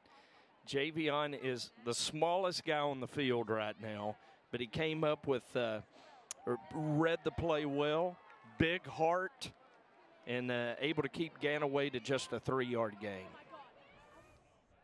It was 14-0 after 1, then 21-0. Benton scoring on their last drive, 21-7 our score. Back to Walker on 2nd and 7. Quick pass, incomplete. Just a bit too far out in front of Donald Miller, the senior wide receiver, up the middle. And it brings up 3rd down and 7 for Bryant. Some good pressure in the backfield as well. Yeah, I was going to say the pressure that time from the Benton front maybe forced Walker to get rid of it sooner than he wanted to. Jake Jones, the senior middle linebacker, was the one applying the pressure. Jordan Knox comes into the game. He's got a touchdown catch for Bryant. He'll line up at the top of your screen there on the left side. Expect Walker to pass on 3rd and 7. As Walker so far in this game is 3 for 7. He throws on the run. It catches made at the 30, breaks a tackle to the 35, out to the 37. Ratliff with the grab. The sophomore receiver moves the chains for the Bryant Hornets. 1st and 10 from their own 37. Well, Carter Ratliff is just going to be a great receiver for the Hornets. A possession type receiver that picks up the 1st down. Jordan Walker with a good throw. Now 1st and 10. And Walker back to Ganaway. Ganaway can't shake the tacklers. He picks up 2 yards before he's dropped down. Look, did he have a little issue with that snap there? Yeah, like he might have bobbled it a bit. That looked like it. And then the Benton corner on this side, Pavarius Perkins, with a good tackle. We've seen the Benton corners on this possession with good plays on Ganaway on the outside runs. And Ganaway did bobble that a bit, as you see on the replay. Picks up 2, 2nd and 8. 2 receivers left, 1 to the right. And the snap back to Walker. He will give to Ganaway. Ganaway will cut to his right. Bounces off a tackler, 45, crosses the 50. He's into Benton territory. Boy, he was pinballing around down to the Benton 44-yard line as he picks up 16 yards. Well, and tip your hat to Ganaway right there, as he's going to be replaced by our fresh James Martin. Panthers unable to bring him down, as a couple of Panthers had a chance to get him. Patrick Shipp, Pavarius Perkins. Ganaway with a stiff arm, able to get additional yardage before Chris Bernard bumped him out of bounds at the Benton 44. 1st and 10 for Bryant. About 7 minutes to go until halftime. Walker on the run, hits the line of scrimmage. He's to the 40. And the 2 Benton players collide, actually, and they're still tumbling over there. Looked like I saw a chair fly in the air. Hopefully everybody's okay on that Benton sideline. Pick up 4 yards for Walker on the quarterback keep, 2nd and 6. Bryant right back to it. 4 receiver set, 3 to the right, 1 to the left. And on 2nd and 6, handoff goes to Martin. Cuts left, then up the middle. He'll hit the 35-yard line. A yard shy of the 1st down. 5-yard gain for James Martin, 3rd and 1. Well, that's where you see the Bryant depth. You bring out a Chris Ganaway, you put in a James Martin with 4.5 speed. Impressive. Back to Martin, needs a yard. Is he going to get it? I don't think so. He is stopped. 3 different Benton Panthers were there to make that play. Saw Jake Jones in the mix. Yeah, Walter Hicks was the first one to meet him. Jake Jones and J. Thomas Pepper helped finish off the tackle, but that is a great job by the Panther sophomore linebacker. So it's now 4th and 1 for Bryant. Last time they were in this scenario was on their opening drive, and they decided to pass the football. Roughing the passer penalty gave him a fresh set of downs. 4th and 1, this time on the ground to Martin. Right back to him, and he has the yard that he needs. And a little bit extra to move the chains. Jake Jones hit him in the backfield, but Martin able to make a bit of a spin move as he was going to the ground and picks up the 1st down. Took just a while for the officials to say move the chains. Thought they might measure for just a moment there, but they don't. 1st and 10 Bryant. They're at the Benton 34-yard line, looking to go up 3 scores again. Walker fires, and incomplete. At the 20-yard line, Mytorian Singleton couldn't hold on to it. Patrick Shep in coverage, but again, Walter Hicks applying the pressure, got up high, forced Jordan Walker to throw that ball maybe again a little bit sooner than he wanted to. The Panther defense this year being led by Brad Harris. He has reassumed defensive coordinator duties for the defense. And we are seeing shades of 2014-2015 Benton defense with the pressures. 2nd and 10 for Bryant. Walker in trouble. He's sacked. Walker goes down outside the 40-yard line. They'll drop him officially at the 41. That's a 7-yard loss. Yeah, Hunter Goodwin going to be credited with the sack. The 6'1", 235-pound senior. 2 sacks last year, gets his first sack of this season. There were 4 Panthers back there, but Hunter Goodwin is the Panther that brought Walker down at the 41. Goodness, 3rd and 17 now for Bryant. They need to make it all the way to the Benton 24-yard line for a first down. Probably 2-down territory for them with what we've already seen in the game. Walker empty backfield, 5 wide receiver set, has time, will throw high, caught at the 30, and it's Singleton making the grab and then tumbling out of bounds, and so he gets 11 of the yards back, and it will make a manageable 4th down situation for Bryant. 4th and 6. Now Stephen Fuller, he's going to be a 4-year letterman. Yeah. What's his range, Michael? You remember? Familiar? I know he hit a 40-yarder last year. Okay. Yeah. So maybe a bit out of his range right here. The Hornets going to go for it. Yep. And it's an empty backfield again. 5 wide receivers set on 4th and 6. Walker looking to his left, throws across the middle. That's Singleton with the grab, bounces off the tacklers at the 20 all the way down to the 15-yard line. 15 yards for Mytorian Singleton. He's already being recruited by several schools, and of course last year as a sophomore was the star wide receiver for this Bryant Hornet team. That was a good job by Singleton. He just sort of sat down in the soft spot of the zone in the Benton defense. Walker threw a strike to him, and the Hornets convert on 4th down. We've got a timeout. 4:45 to play until halftime. Bryant 21, Benton 7. And we'll be back here in a moment. It's the 2022 Salt Bowl from War Memorial Stadium. Merchants and Farmers Bank is built around hard work and dedication, offering the big bank products but small bank friendly. Building relationships, one customer at a time. We invite you to be next. Stop in today at the corner of Spring Hill and Highway 5 in Bryant, or our newest branch opening soon in downtown Benton, where you'll find that your experience here matters. Visit us online at mfbanknet.com or find us on Facebook. Member FDIC, Equal Housing Lender. 4:45 to go until halftime as Benton took its 2nd timeout. They've got 1 remaining for the half. Bryant 21, Benton 7. And it's 1st down and 10 for Bryant at the 14-yard line. So they actually gave Singleton 16 yards on that last play. Handoff to Ganaway, cuts to the 10, and he's inside the 10, still going down to the 5. Chris Ganaway takes it to the 5-yard line as he just continues to break tackles. And here comes Bryant right back to the line of scrimmage on 2nd and 1. Snap back to Walker, throws out into the flat. Singleton to the 5, full steam ahead into the end zone. Touchdown for the Bryant Hornets. Mytorian Singleton, his 2nd touchdown of the game. Mytorian finding the end zone like a running back right there, Michael. He just lowered his shoulder, put his head down, ran through 3 Benton defenders to get into the end zone. Credit Mytorian Singleton with a toughness touchdown. Holding on to the football while diving in. Stephen Fuller's extra point is up and good. And that makes it 28-7. Bryant with commanding lead here. 4:22 to go until halftime. Back in a moment. It's the 2022 Salt Bowl from War Memorial Stadium.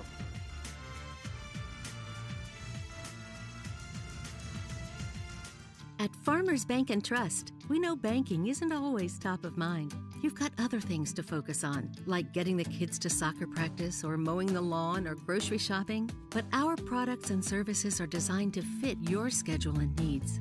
From online and mobile banking to convenient hours and locations, Farmers Bank and Trust is easy banking for busy living. To learn more, stop by your local branch today or visit myfarmers.bank. Member FDIC Equal Housing Lender. Jim, you're talking about what a weapon it is to have guys that can kick it into the end zone and how that sets up long drives.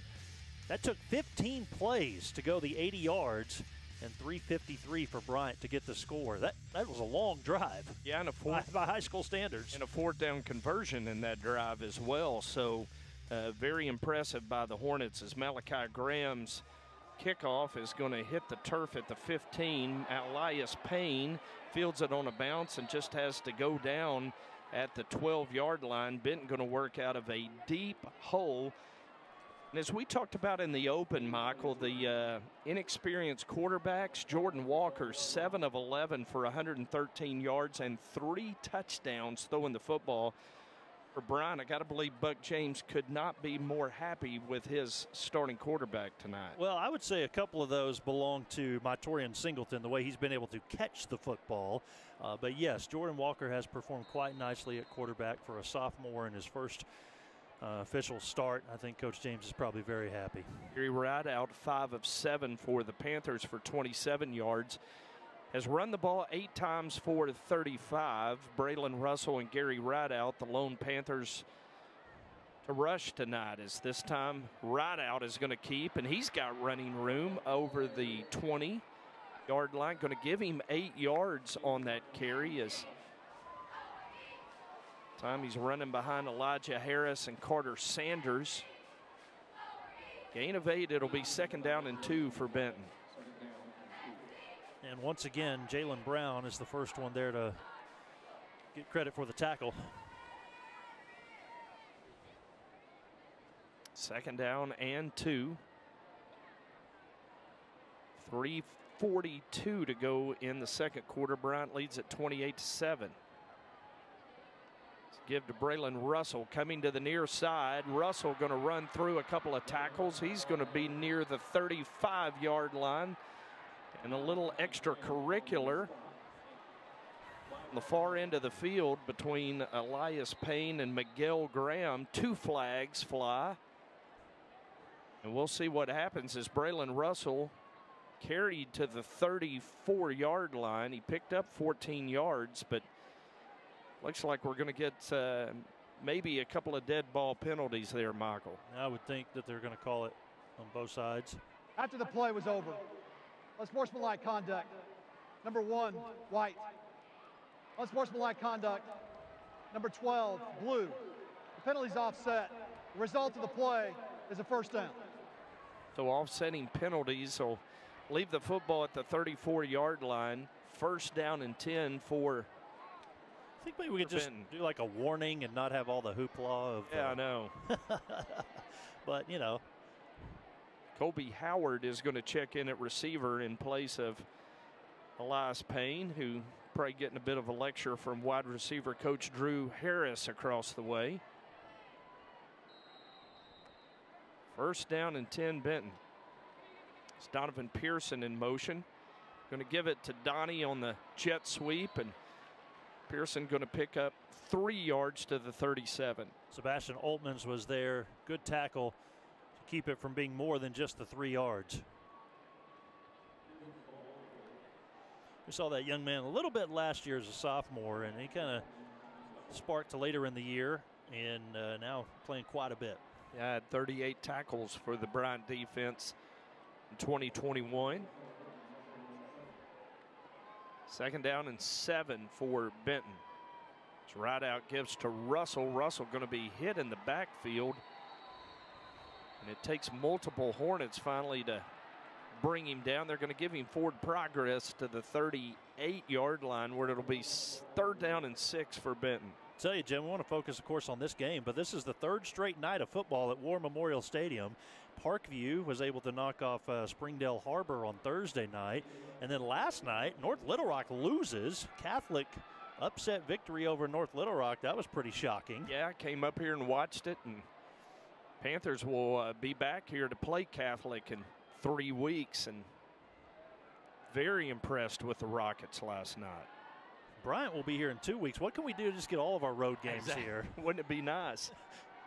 Is right out going to set up the screen and a little high for Braylon Russell, incomplete. The Panthers now facing a 4th down and 7 with 2:01 to go in the first half, and Brad Harris is going to send on his punt team. Credit TJ Lindsey there with some pressure on the quarterback. Again, we talked about him. He gets his hands up in the air. He's a very tall frame. It's hard to get the ball around him. Peyton McNeely will be the deep snapper. Chris Bernard will punt it away for Benton. Drake Fowler, the ultra-talented football/basketball star for Bryant, back deep to receive. So Bernard with the rugby punt. End over end, hits at the 35, takes a big Benton roll inside the 20, inside the 15, all the way down to the 12-yard line, where Javion Parker downs it with 1:48 to go in the first half. So 28-7, you're still in striking distance if you're a Panther fan, but boy, you can't give up anything here to end the first half, Michael. Oh, you can't. Your punter did his job because that ball rolled 22 yards from the time it bounced. The rugby-style kick worked to perfection there, so he definitely pinned Bryant back quite a bit.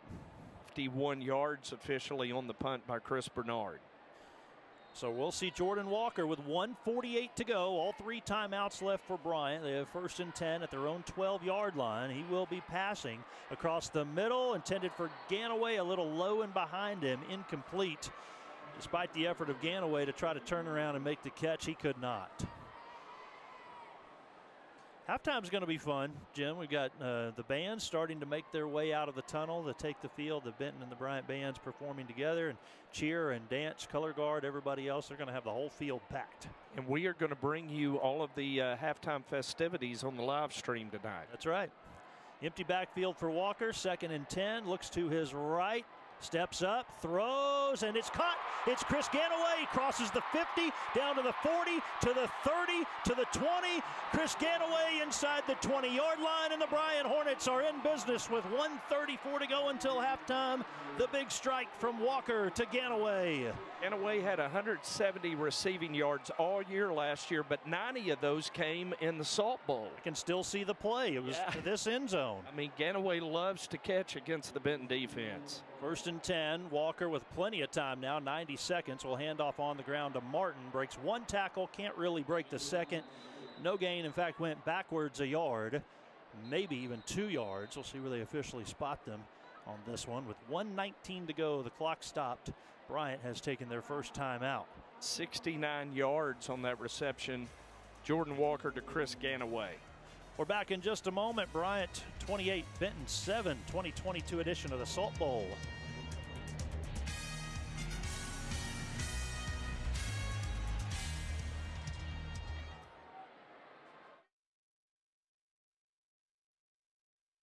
CTS Industrial Services and Rooster Portable Toilets are both Saline County-based companies. Rooster provides portable toilets, luxury restroom trailers, and hand wash stations for construction sites and special events such as races, weddings, concerts, family reunions, or weekend events. Rooster can also pump septic tanks. CTS provides large roll-off dumpsters for your construction site or large event. Give CTS or Rooster a call at 501-778-4535 or 501-672-5164. It was a loss of 2 yards on 1st and 10 for Bryant, so they have 2nd and 12 from the Benton 21-yard line. They just used their first time out. 1:19 to go until halftime, and Bryant leads Benton 28-7. Hornets in possession. Walker out of the shotgun as James Martin to his left. 4 wide receivers. Handoff goes to Martin at the 20 to the 15. Stumbles forward at the 12-yard line. So pickup of about 8 or 9 there for James Martin. A short 3rd down upcoming. Prevarius Perkins on the tackle for Benton. A punishing run that time by Martin, who tried to just run over Prevarius in the secondary. What happened there? Snap, I think, went bad. Got a flag down, too. False start, I'm assuming, right? Oh. Snap infraction. Offense, number 77. 5-yard penalty. I'm not sure Elder ever got the snap away. I guess not, yeah. Did he fall down? it looked awkward all the way around. Just a little miscue. Let's see it again here real quick. Oh, yeah, the ball just never got off the ground. And then he tried to pick it up and snap it again. Why not, right? 3rd and 8 now. Handoff to Martin. They stay on the ground on 3rd and long, and Martin's going to be shy of the first down sticks. Well, I don't know. Kept going to the 10 there. Yeah, he's just a little bit short. As a determined run with Big Lawson Hutchins helping push the pile down to the 10-yard line. Clock's rolling here, 25 seconds to go, and so they might let it roll down and go ahead and let Stephen Fuller try a field goal. I don't know. Now to 18 seconds. It's 4th and 1. They going for it here? They are going to. Snap back to Walker, to Martin. He's in trouble, tries to bounce to the outside, still on his feet. Martin, extra effort as the first down yardage. 6 seconds on the clock. Martin's out of bounds. It's 1st and goal for Bryant. They wasted a lot of time there to get that play away. Now you've got a chance to just toss one to the end zone. Bryant goes ahead and uses its 2nd timeout. Well, Hicks and Shipp both had a chance at Martin short of the first down. Martin's speed able to eventually get to the corner before Parker forced him out of bounds at the 8-yard line. So, yeah, he ran a long way for those 2 yards that he got, that's for sure. It'll be 1st and goal from the 8. You've got 1 timeout left. I hear we've got a big crew watching us out at Mountain Harbor tonight. Okay. I tell you, if there's anywhere I'd rather be other than with you, Michael, it's Mountain Harbor, one of my favorite places in Arkansas. All right, nice, nice. Is 6 seconds enough for 2 plays is my question here. I don't know. Depends on how long the quarterback has to run, I guess. I think it's going to have to happen pretty quickly if you're going to get 2 plays. Might just be looking for the 1 to the end zone. Got some hands out there to go to for sure. Jordan Knox lined up far right. 3 wide receivers. Walker lobs it to the end zone, and it is incomplete. Well, Ratliff couldn't hold on to it and knocked away. It knocked away by Javion Parker. Bryant put its tallest receiver on Benton's shortest corner and went with the fade, and Javion was able to hold his own. So it took 4 seconds. Clock stopped at 2. They're going to bring Stephen Fuller out to try to get 3 points out of the deal to close out the half. And again, you want to stay tuned at halftime. We're going to bring all of that to you, the performances of the 2 bands, the combined band performance. Snaps back, hold is down from the 15. Fuller's 25-yard attempt is good, and that sends us to halftime. 31-7. Bryant in the first half. Again, we come back, the performance of the Benton and the Bryant bands, dance and cheer, the color guard, everybody else. It takes more than just the football players here in the Salt Bowl. All of that's coming up at halftime, so stay with us for that from War Memorial Stadium. It's Friday, so Panther fans are thinking about our friends over at Riverside Grocery. Everyone knows about their catering that's good as grandma's, but their breakfast and lunch are becoming a Saline County tradition. Deer season's just around the corner, and Riverside's also your headquarters for feed and game processing. So whether you're gassing up or grabbing those essential tailgating supplies, Riverside Grocery has everything you need. Drop by Riverside and start your weekend right.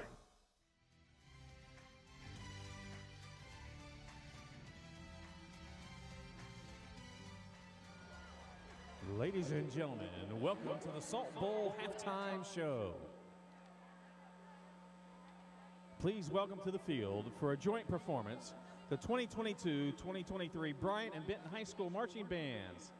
Tonight, for your halftime enjoyment, the bands will be performing Fireball by Pitbull, and Smooth by Santana featuring Rob Thomas.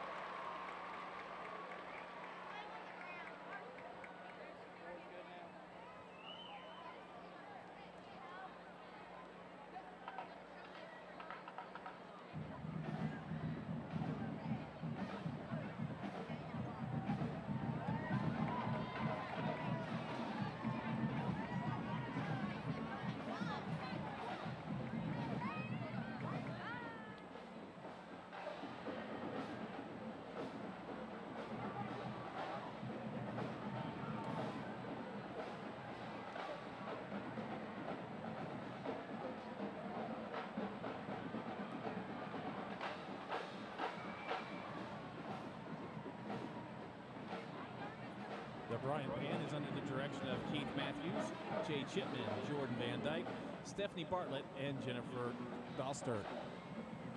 The Benton Band is under the direction of Tricia Moffitt, Michael Hoover, Matthew Womble, Ashton Kidder, Hunter Law, and Chloe Colbert.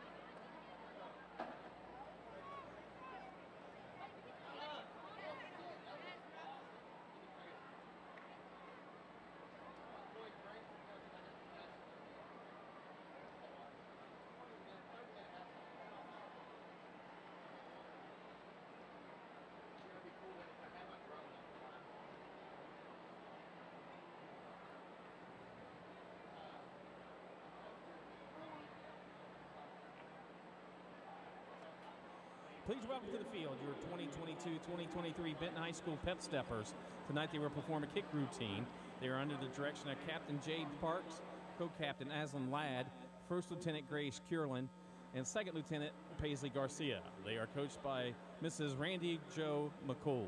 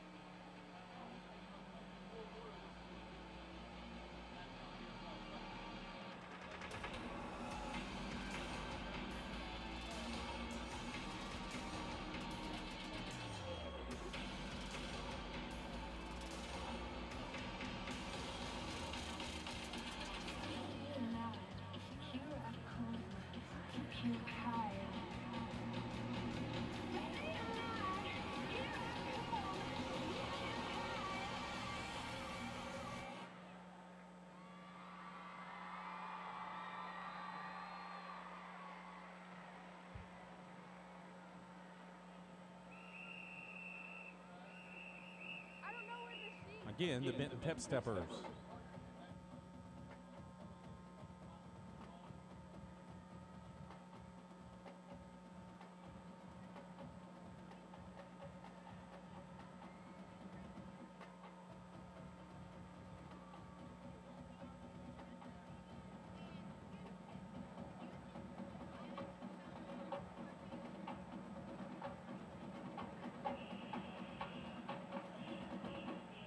And up next is the Benton High School cheerleaders, coached by Jamie Bunting.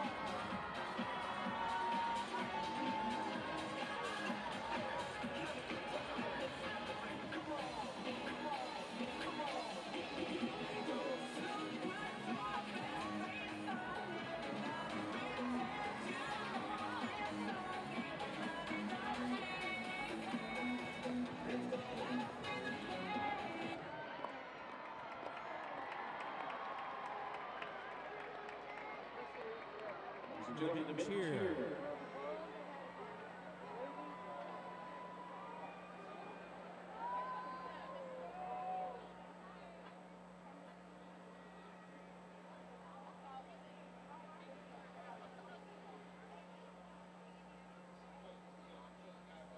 Now, ladies and gentlemen, welcome to the field, your 2022-2023 Bryant varsity dance team. Tonight, BVD will perform their competition pom routine. They're led by senior captain Taylor Moore, captain Lauren Elliott, and captain Sydney Green.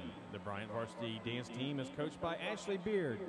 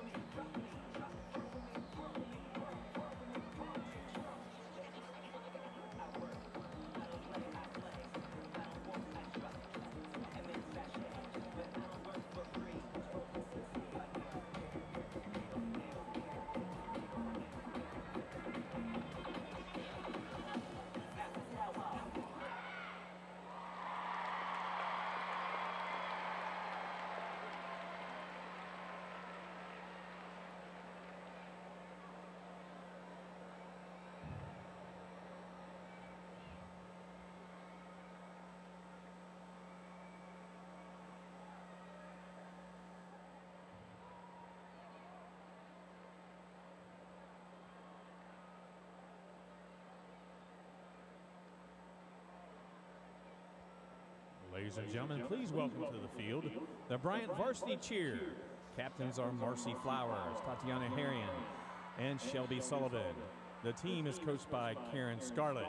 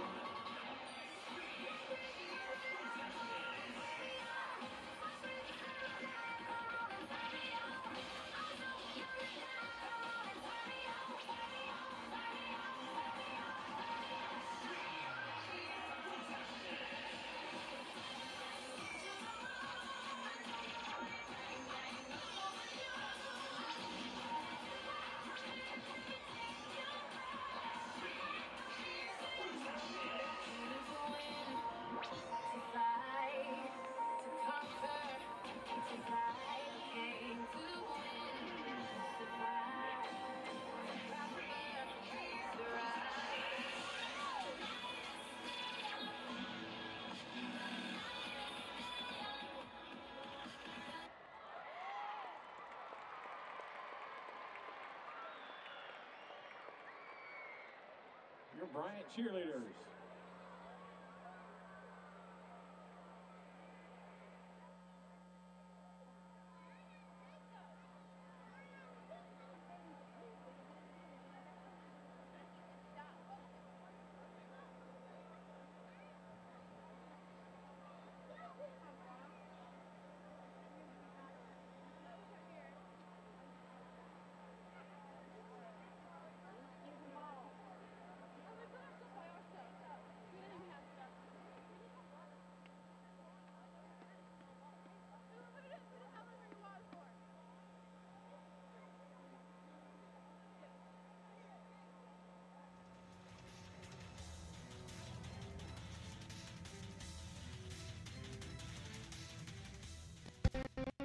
For our community as tight as ours. CTS Industrial Services and Rooster Portable Toilets are both Saline County-based companies. Rooster provides portable toilets, luxury restroom trailers, and hand wash stations for construction sites and special events such as races, weddings, concerts, family reunions, or weekend events. Rooster can also pump septic tanks. CTS provides large roll-off dumpsters for your construction site or large event. Give CTS or Rooster a call at 501-778-4535 or 501-672-5164.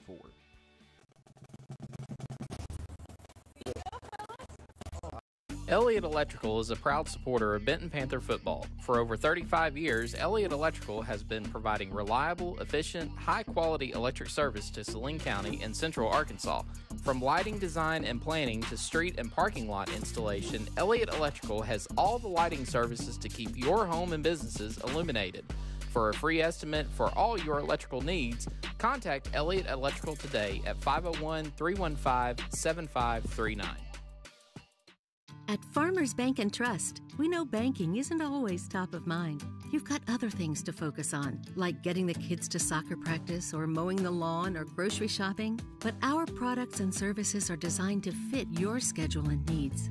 From online and mobile banking to convenient hours and locations, Farmers Bank and Trust is easy banking for busy living. To learn more, stop by your local branch today or visit myfarmers.bank. Member FDIC Equal Housing Lender. Jones Heating and Air, located at 520 Edison Avenue in Benton, specializes in residential, commercial, and new construction HVAC systems and offers 24-hour service. Jones is a proud supporter of Benton Panther Athletics, the Saline County Boys and Girls Club, and youth sports at Benton's Riverside Park. Find out more at jonesheatingandair.com or call 501-778-3324. Welcome back to War Memorial Stadium. It's the 2022 edition of the Salt Bowl, and it's the 50th edition. At the half, 31-7 our score. Stephen Fuller added a field goal right before the half to extend that Bryant lead. The scoring drives, Jordan Knox, a 43-yard touchdown catch from Jordan Walker to start the scoring for the Bryant Hornets in the first. Then it was Braylon Russell who had the punt return score, but, you know, if you just look at the box score, you don't realize what Garrett Fowler did leading up to that, Jim. He had the first 45 yards. Yeah, a 7-yard punt return touchdown is the weirdest-looking stat line you'll ever see. Yep, 14-0 at that point, and then Mytorian Singleton had a 21-yard touchdown catch from Walker to make it 21-0 Bryant. Then Braylon Russell gets Benton on the board with a hard 7-yard run to make it 21-7. Before Singleton with his second touchdown catch of the game, this time a 5-yard catch, but he was able to power his way into the end zone in the last 4 yards of that, just keeping his legs moving. And as we mentioned, Fuller, the field goal right before halftime, 31-7. Jim, some of the individual numbers? Yeah, individually for Benton on the rush line, Braylon Russell, 13 carries for 58 yards and a touchdown. His long, though, just 14. The Bryant defense has not let Benton break any long runs. Gary Rideout, 9 carries for 43 yards. His long was 15. Rideout, 5 of 8 passing for 27 yards. 1 interception. So Benton's longest play from scrimmage, Mike, on that first half, just 16 yards. That was a completion to Logan Owen. Braylon Russell, 3 catches, 12 yards. Donovan Pearson, 1 catch for -1. So the Hornets been very stingy on defense against that Benton offense. Well, Bryant held to a field goal there at the end, so that's one positive spot for Benton, and could have been a few more points on the board there, but a little bit of everything again from Bryant. Special teams gets a touchdown, and again, Mytorian Singleton doing his job at receiver, and the defense doing what they've done the last several years, holding opponents down. So we're kind of seeing Bryant in all three phases. We know about the penalties, but what else does Benton have to do to kind of get back in this game? Well, let's get the team stats. Sure. Morgan Garrett's got those for us. Morgan, if you could punch those up, and we'll walk through the team stats in the first half. Hornets lead at 31-7. Bryant with 182 pass yards. Benton just 27. Panthers with the advantage on the ground, 104-81. Third down conversions, Benton was 3 of 8, Bryant 2 of 6. Fairly clean first half. Just 2 penalties for 20 yards for Benton, 2 for 12 for the Hornets. But boy, look at that fourth down conversion line, Michael. Bryant 3 of 3 on fourth down. The Benton defense having a hard time getting off the field when Bryant presents them with that opportunity. Of course, Benton went for the 1 fourth down on their own 30-yard line. The Hornets able to stop them and turn that into a short field score. Yeah, if you'd say that Bryant had a 15-play scoring drive, and then you look at that time of possession, you wouldn't think it would be so lopsided the way it is. Bryant has had the ball for 8 minutes, 21 seconds. Benton's had it for nearly 16 minutes. But again, Bryant had that one special teams score as well. And yeah, passing yards, you mentioned it early on when you talk about Jordan Walker, 8 of 14, 182 yards and 3 scores now. Yeah, I would say Coach James is probably pretty happy with his sophomore quarterback with the first half that he had. Yeah, no doubt. And again, Chris Ganaway just leaps off the stat sheet at you. 50 yards rushing in the first half. He had 1 catch for 69 yards. He really burned Benton last year through the air and on the ground, doing the same again this year. Look at some of the highlights from the first half. Yeah, Ganaway 7.1 yard average on those 7 carries for those 50 yards with a long run of 16, but it was also that catch. And really, he had dropped the pass before. Remember, it was a little bit behind him, and they went right back to him basically with the same play, and he was able to make a huge play for Bryant. Again, taking a look back at some of those first half highlights, Bryant tried to start the game with an onside kick, and Benton was ready for it. They were able to recover it. That was kind of one of the big surprises. And then Bryant's first possession on 4th and 1, they try to pass the ball. That also surprised us a bit in this lockdown defense from Bryant. So Jordan Walker, that was the, you know, you watch him throw, Jim, and he's done a little bit of everything, kind of a side-armed, over-the-top delivery. It's, I don't know, he looks like he could be out on a baseball pitching mound too, kind of throwing all different directions out there. Yeah, very impressive first half for the sophomore quarterback for the Hornets. And as we talked in the open, 2 inexperienced quarterbacks, question marks for both teams at the quarterback spot. And I thought Rideout and certainly Walker attributed themselves well in that first half. Yep. Saw Rideout 5 of 8 through the air. And taking a look back at some of these highlights. Here's that big play, the punt return from Drake Fowler, and then fumbles it before it's picked up by Russ, who gets credit for the 7-yard score. Again, really strange if you just look at it on the stat line. You don't really realize what happened in that play. Again, going back into the second half here, remember Bryant is going to get the ball first to start the second half, and so Jim, we could be in a situation with a running clock pretty early on. We very well could be. Now, I think Terry Benham points out, rightly so, Benton really did what they needed to do in that first half. Control the clock, run the football, but some key mistakes. Big difference in that. Benton unable to convert on 4th down. Benton 1 of 2 in red zone opportunities, as to where Bryant's perfect on 4th down and perfect in the red zone. And Walker, the first sophomore quarterback for Bryant in over a decade, and it's the 3rd consecutive year Bryant's had a new quarterback. And just every year they reload. And in the pregame interview with Coach James, I was mentioning the past, and he went back even farther than I did and said that's been one of the keys this year, is just to constantly reload at that position. Jim, let's talk just a little bit about, give everybody a preview of what's coming up next. So Bryant goes to Shreveport next week. They're going to take on Denton Ryan out of Texas, the Battle of the Border.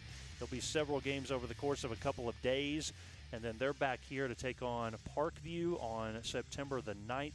That's the next two games for the Bryant Hornets. What's Benton looking at? Yeah, and interesting, Denton Ryan lost by 1 to New Braunfels. Yeah. Benton will play a team that lost last night by 1. Sylvan Hills lost by 1 to Maumelle. So Panthers will be back in action Friday, September 9th at home against Sylvan Hills. And it'll also be Angie Grant Elementary night. So all students at Angie Grant Elementary get into the game free with a parent's paid admission. So all you Angie Grant students, let your mom and dad know that Friday, September 9th, you want to go watch the Benton Panthers play. There you go. And we're going to have elementary night all throughout the year. If you want to mark your calendar, when the Panthers play Greene County Tech, that will be Caldwell night on October 7th. On October 14th against Jacksonville, it'll be Howard Perrin night. And on October 28th against West Memphis, it'll be Ringgold night. So each of the elementary schools going to be featured at home games this year. And the students of those schools get in free with a parent-paid admission. I like that. I like that. Jim, did you know my first gig was calling games for Denton Ryan? Yeah, Really? I went to school at the University of North Texas, and we got to do the games when we were in college. So Denton Ryan Raiders. And Denton Geyer and Denton High and Denton Ryan, we did all of their games. So wow. We're actually not getting to broadcast the game next week. They've got an agreement down in Shreveport with a company to do the live stream. So.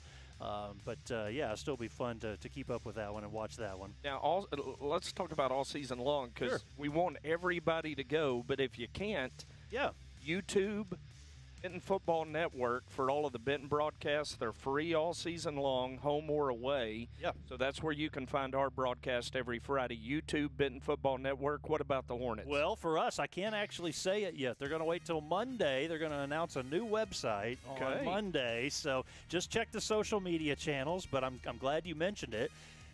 Check out, there's a new Bryant Hornet football page on Facebook, and, of course, the Bryant Public Schools and Bryant High School. I think on Monday you'll be able to find the information on a new website, partnering with some folks to have the live stream. And so, but my students are doing all the work. I'll be doing the play-by-play. We really appreciate what M&M Productions has done for us the last several years, and it's going to be a lot of fun getting some students some experience in some big positions, directing and replay and all of those type of things. And so I'm hoping by the end of the year, Jim, I'm just the bus driver, and they're able to do it all on their own. You know, we'll see. I'm sure they will be. You got a great program going over there in the media education at Bryant. Thank you. Appreciate it. We're ready to get the second half started here. The players are ready. But the clock still shows 35 seconds, Jim, so you got like a comedy routine or anything you can do here? Well, maybe a sponsor? Well, how about a shout-out to Benji White's watch party tonight. Dr. Dixon's brother, Danny, is watching the game with Benji White, so a hello to them. Also, really quick, we're going to have our first Panther Live show of the year on Tuesday at 6:30 at a new location, Lost Pizza, located at 510 Highway 5 North in Benton. Come join us for some great food, fellowship, and football talk with Coach Brad Harris and the HBA Construction Panther players of the game that I'm going to let Terry Benham pick tonight. So we are ready for the second half kickoff. Lucas Wilbur has it teed up, and he approaches the football, and we are underway for the second half of Salt Bowl 2022, and his kick goes into the end zone. Bryant will start at their own 20, and with the call, I turn it over to the voice of the Hornets, Michael Westbrook. Okay, thanks so much, Jim. Again, 31-7, our halftime score. Bryant with the lead on Benton as we start the third quarter. And we will see who comes out at running back for Bryant. We've seen a carousel of different players in that position. The quarterback will still be Jordan Walker, who had a solid first half, 3 touchdown passes. Looks like he is now joined by Daniel Anderson, a 10th grade running back. 4th different tailback we've seen in the game. 1st and 10 for Bryant from their own 20. 2 receivers to the left and 1 to the right. Three wide receiver set. Snap back to Jordan, and he'll give on the ground to Anderson. Tripped up, but stumbles forward and ends up picking up 8 yards on the play, 2nd and 2.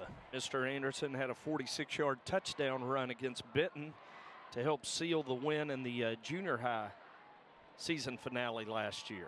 Pass out into the right flat. Singleton with the catch, tackled at the 30-yard line. He needed 2 yards for a first down and has that to move the chains. Good tackle by Walter Hicks coming out from his linebacker position.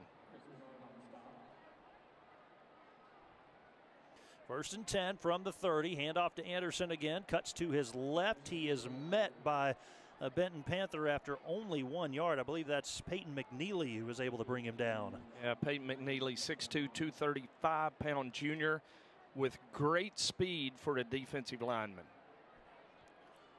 On the ground again to Anderson. We'll pick up a couple, and it's going to bring up a fairly long 3rd down for the Hornets. A minute into the 3rd quarter, they have a 3rd and 7 from their own 33-yard line. Chase Harding and Jake Jones combined to sandwich Anderson on that tackle. 4 receivers, 3 right, 1 to the left. Walker rolls to his right, protected well, fires, and it is intercepted. The Benton Panthers have come up with the takeaway at the 40-yard line, and with the takeaway, Zeke Smith. How about Patrick Shipp? Oh, excuse me. Okay. I think we've got 2 number 16s, Michael. Yeah, so we that's do. an honest mistake right there. Both listed as DB. So exactly, exactly. Yep. But that is the senior Patrick Shipp on the interception, as he broke on the football, nicely intended for Carter Ratliff, and it puts Benton on the Bryant side of the 40-yard line, just shy of the 39 for their opening possession here of the second half. Jim, another one of those where it was kind of a toss-up for a moment. Who was going to come away with it? Gary Rideout takes the direct snap. He keeps, and Rideout is going to be slung out of bounds at the 32-yard line by Malachi Graham. Walker Davis lost his helmet. He's going to have to check out, and they'll put a big sophomore, Jose Ortiz, at 6'1", 300 pounds in to replace Walker.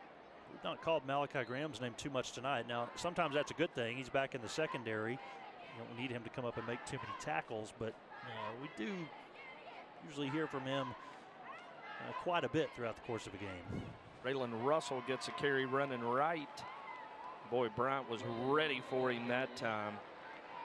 His 3 Hornets going to bring him down at the line of scrimmage for no gain. It'll be 3rd and 3. Altman's was there, and Jeremiah Smith Robinson, a senior, also there. 2 of those 3 Bryant Hornets. So 3rd down and 3, Benton at the Bryant 32-yard line.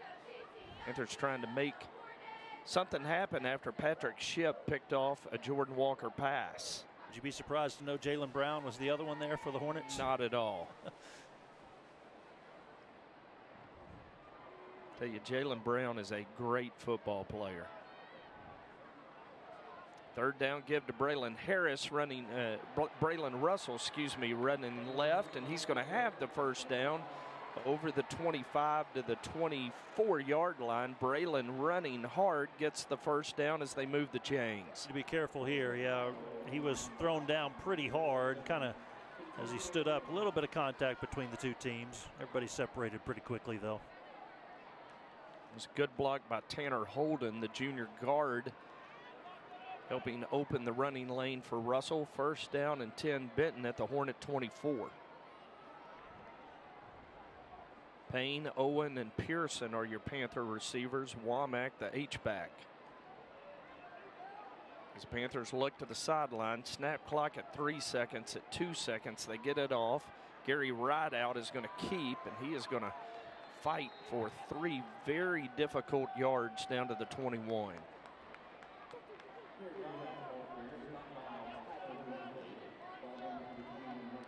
Came in expecting to see 3 Benton quarterbacks. Rideout has been the exclusive signal caller for Benton tonight. 2nd down and 7, Panthers at the Hornet 21.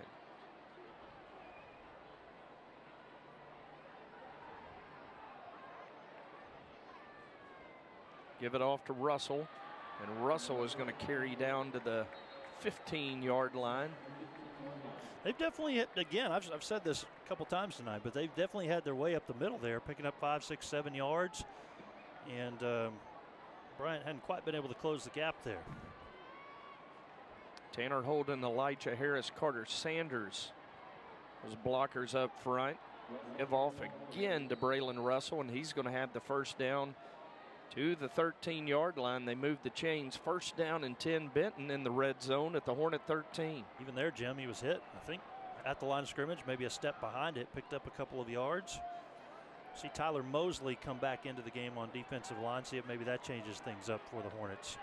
Davis back in at left tackle. Jose Ortiz switches to right tackle. Going to throw the quick slant to Donovan Pearson. Made the catch in traffic. Then the ball came free. And it appears as if they are going to call him. The referees are visiting, and they're going to say touchback. They're going to say fumble recovered by the Hornets in the end zone. And the Panthers are going to cough it up inside the 5-yard line. I'd be interested to see that again. Just because I thought he was already down, honestly. So they do rule fumble and a touchback as the Hornets recover in the end zone. A chorus of boos is in from the maroon-clad Panther fans. So here's our replay. Good catch. Went up high for it. And from right there, really tough to tell on where his knees were at. You know, I guess the officials felt like the ball popped free before those knees came down.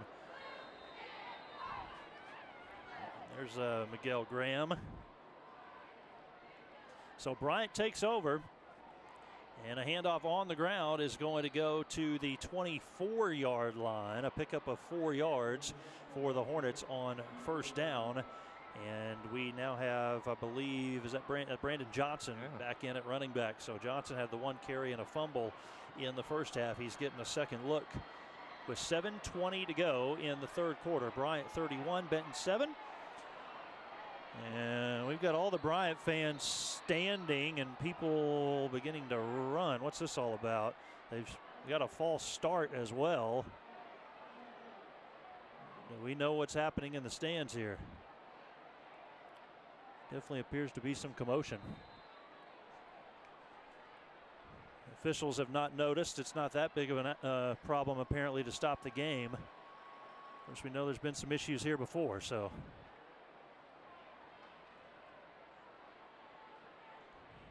They're going to keep playing. 2nd and 11, inside 7 to go in the third. Walker has time, rolls to his left. Now he's under some pressure, throws wobbly, and it's caught. Coming up and making the grab at about the 40-yard line for Bryant is Kaysen Trickey, I believe is who that is. Yep, Trickey makes the catch, crosses the 50-yard line, and he's actually right at the 50-yard line.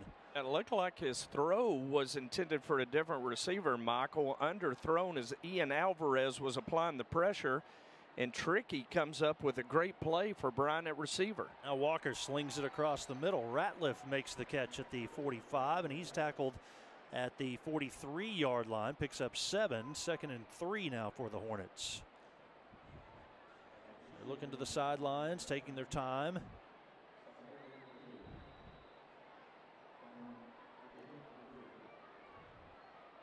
Stop and play now. Timeout.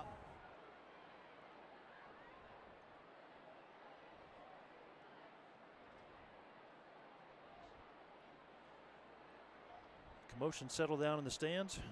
Guess so.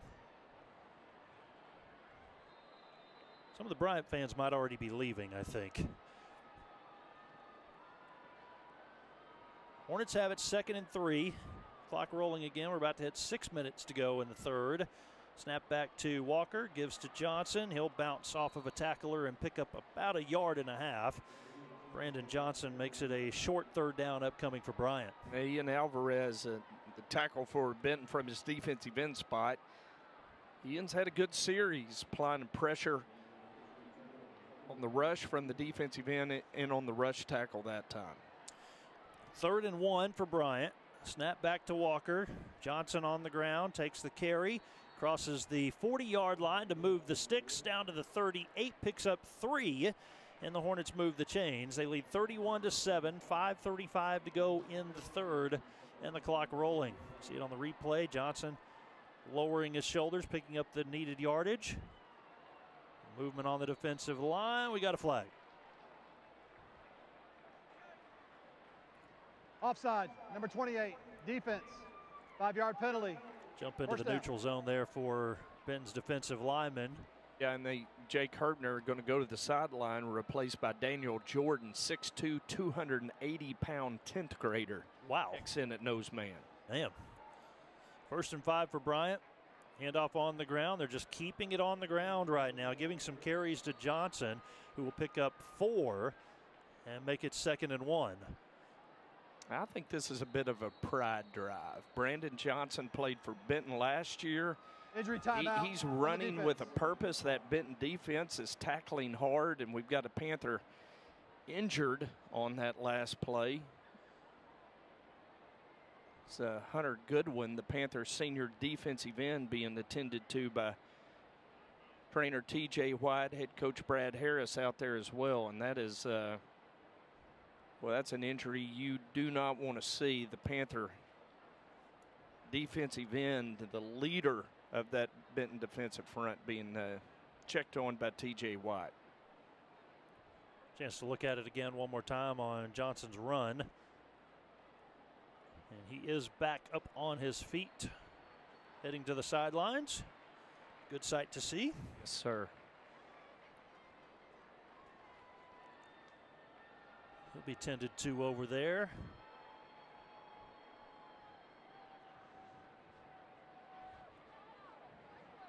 Well, 2nd and 1 for Bryant as they resume play. Bryant has it at the Benton 29-yard line. Brandon Johnson to the right side of Walker. 3 receivers right, 1 to the left. Play action, they will throw across the middle. It's caught low at the 15. Escapes the tackler to the 10, now down to the 5. Still going, end zone, touchdown for the Bryant Hornets. Kaysen Trickey with the touchdown. 4:42 to go in the third.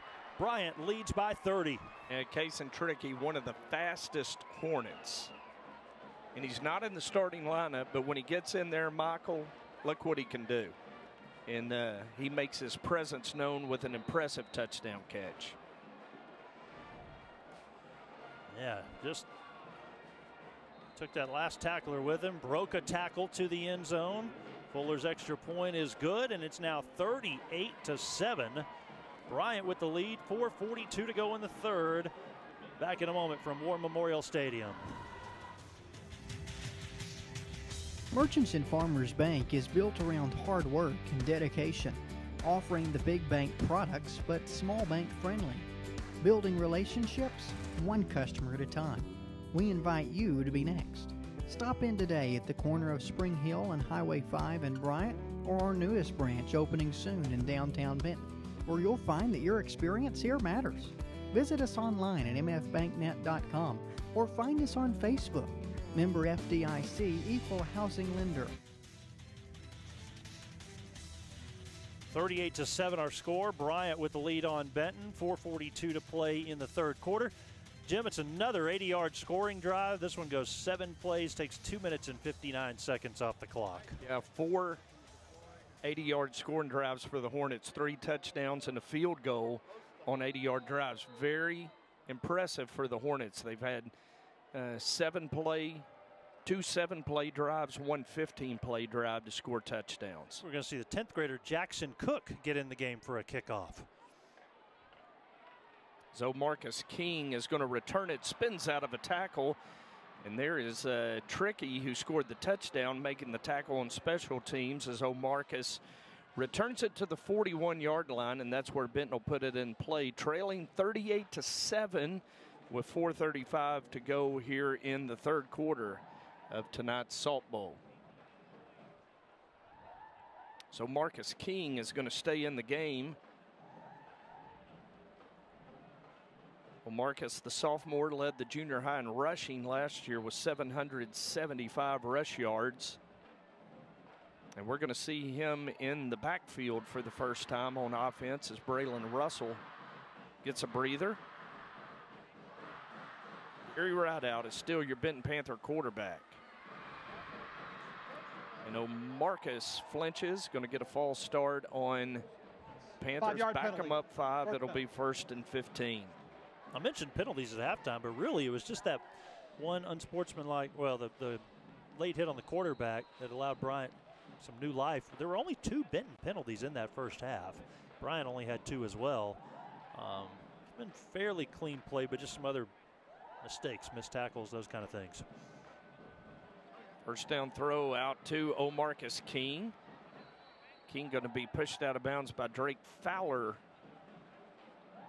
at the 44-yard line. It'll be 2nd down and 7 for the Benton Panthers.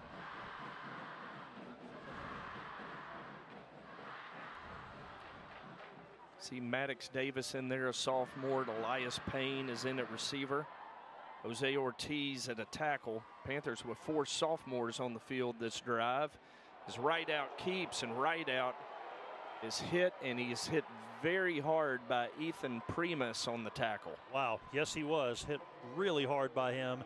That was a play that I thought was going to maybe go for some big yards. It was a really nice play action, or fake to the running back, and then kind of ran a little bit too far outside maybe, and wasn't able to get much after all.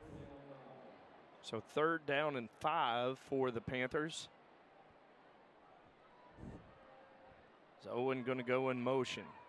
Going to swing it out to O'Marcus King. And King is going to reach the 50-yard line before he's tackled by Harold Lynch. And it'll be 4th down and short, down 38-7. Got nothing to lose. Braylon Russell going to check back in, and the Panthers going to go for it. Yep, absolutely. Need to do that here.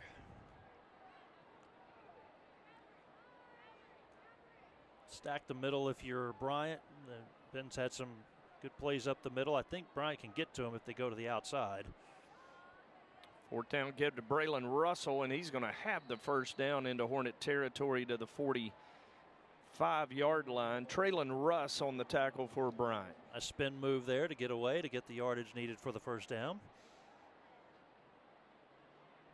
The Hornets with mass substitutions. That's the one thing that always impresses you about Bryant is their depth. Yeah, there's no doubt. They've got a bunch of former players here watching. They've got some younger players sitting in the stands wanting their chance too. Jack Woolbright checked in at quarterback, and there is a fumble at midfield and a pile. The Hornets are saying they've recovered, and the officials agree. It's Bryant Hornet football at midfield following the Benton Panther miscue. I saw maybe JT Allen on the football perhaps. We'll get a chance to look at it one more time. Yeah, running back just dropped it, and the ball was a yard behind, sitting behind him, didn't realize where the football was. Yep, that's JT Allen, sophomore linebacker, coming up with the football. So Bryant takes over, 38-7, 2:44 to go in the 3rd quarter. Touchdown here would invoke the sportsmanship rule and have the clock rolling. 31-point game right now. Got to get to 35. I cannot keep up with the running backs, the different people coming into the game. Okay, so the backup quarterback is now into the game. Pass out into the right flat, and they'll say he was down. That's going to be a loss of yardage. Paglianetti, David Paglianetti, the junior, is in at quarterback now for Bryant.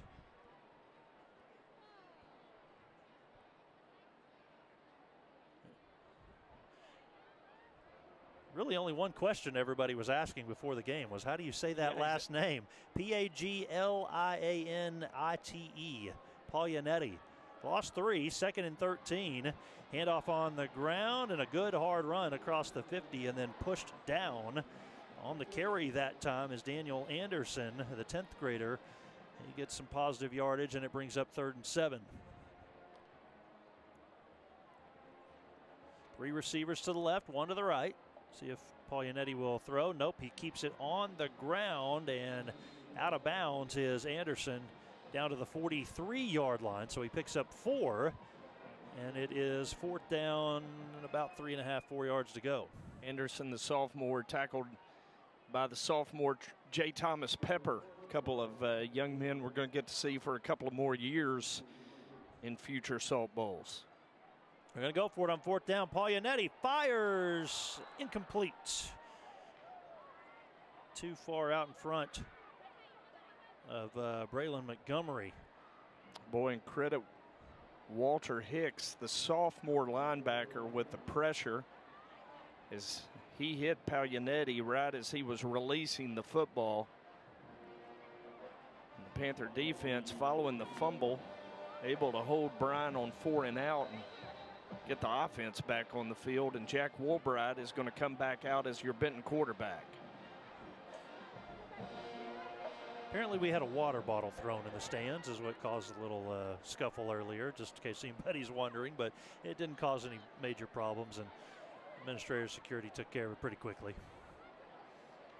So Jack Woolbright, the senior, is your Benton quarterback, hands off to Braylon Russell, and Russell's going to run down to the 50-yard line, a hard, tough 6 yards for Braylon on that carry.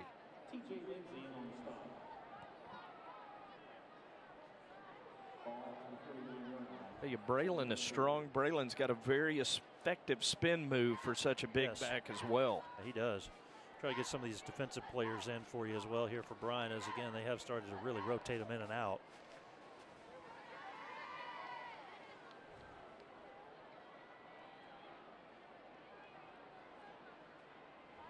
Give to Russell. He's got running room at midfield at the 40, down to the 32-yard line. A gain of 19 for Braylon on that carry and a Benton first down. You actually have several of the starters still in there, and they were fooled, but, you know, talk about some of the Benton mistakes tonight right there. 2 of the Bryant players collided, ran right into each other. One of them was upended, and it kind of can't make a tackle when you're upended by your own guy. Well, how about Harold Lynch fighting off the block of Logan Owen and then having the guts to take on Braylon Russell, who had a head of steam. Go back to Russell as he goes into the center of the line. He's going to carry till Will Cornelius tackles him at the 27-yard line, a gain of 5, and Braylon really finding a groove. Yeah, he is. Yep, and a senior linebacker there, able to wrap up and bring him down. Now Carter Sanders lost his helmet, the Benton center. He had to go to the sideline, so they're going to shift Elijah Harris over to center for this play. Good snap back, give to Braylon, and that time Bryant collapsed the center of the line, and Russell carries for no gain. J.T. Allen makes the tackle. That's the end of the third quarter. The third quarter comes to an end. We've got 12 minutes left to go. Bryant leads at 38-7 tonight in Salt Bowl 2022.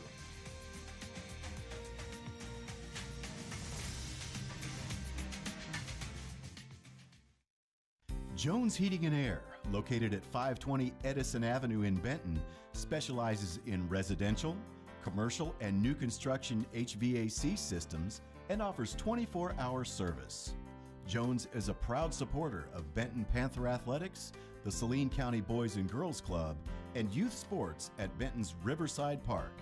Find out more at jonesheatingandair.com or call 501-778-3324. So fourth quarter about to start here at Salt Bowl 2022. Bryant leads at 38-7. Hornets with 363 total yards. Benton's 214. And I know Terry Benham will shake his head in agreement. This is going to be a different Benton offense this year. Panthers with 166 yards on the ground, just 48 through the air.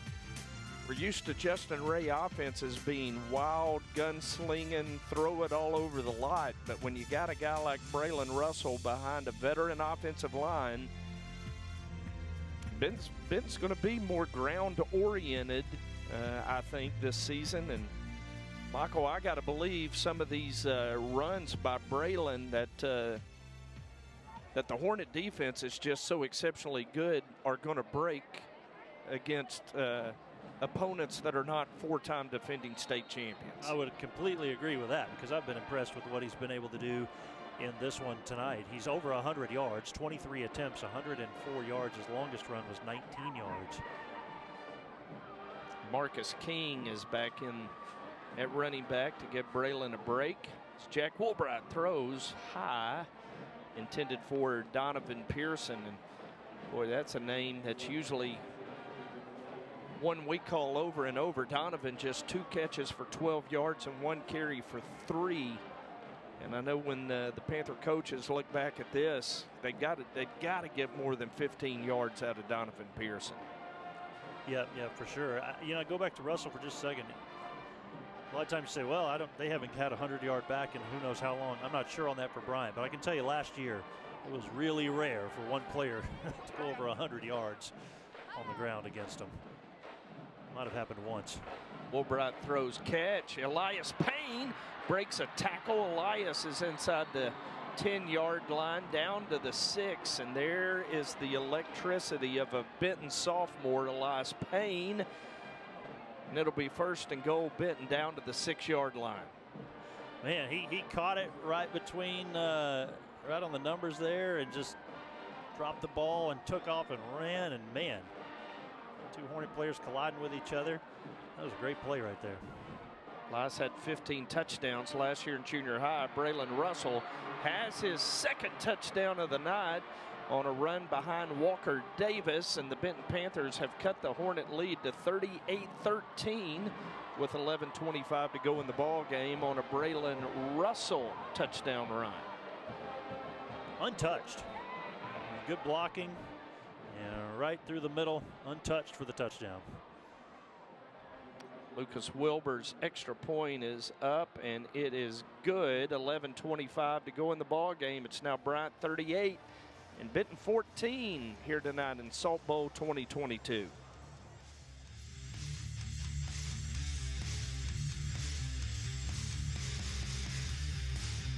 At Farmers Bank and Trust, we know banking isn't always top of mind. You've got other things to focus on, like getting the kids to soccer practice or mowing the lawn or grocery shopping. But our products and services are designed to fit your schedule and needs. From online and mobile banking to convenient hours and locations, Farmers Bank and Trust is easy banking for busy living. To learn more, stop by your local branch today or visit myfarmers.bank. Member FDIC Equal Housing Lender.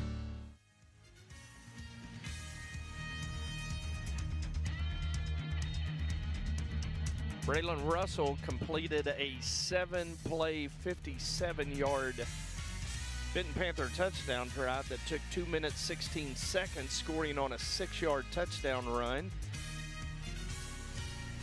And much to Michael Westbrook's chagrin, the mercy rule seems to be on pause for the time being. Well, I'm glad I'm here. No, let's play the full 11:25, because last night, the first week of the season, I'm at the grocery store on a Friday night. You don't want to do that. I'm glad to be doing some football games again. So I had to wait till Saturday for our game, but here we are.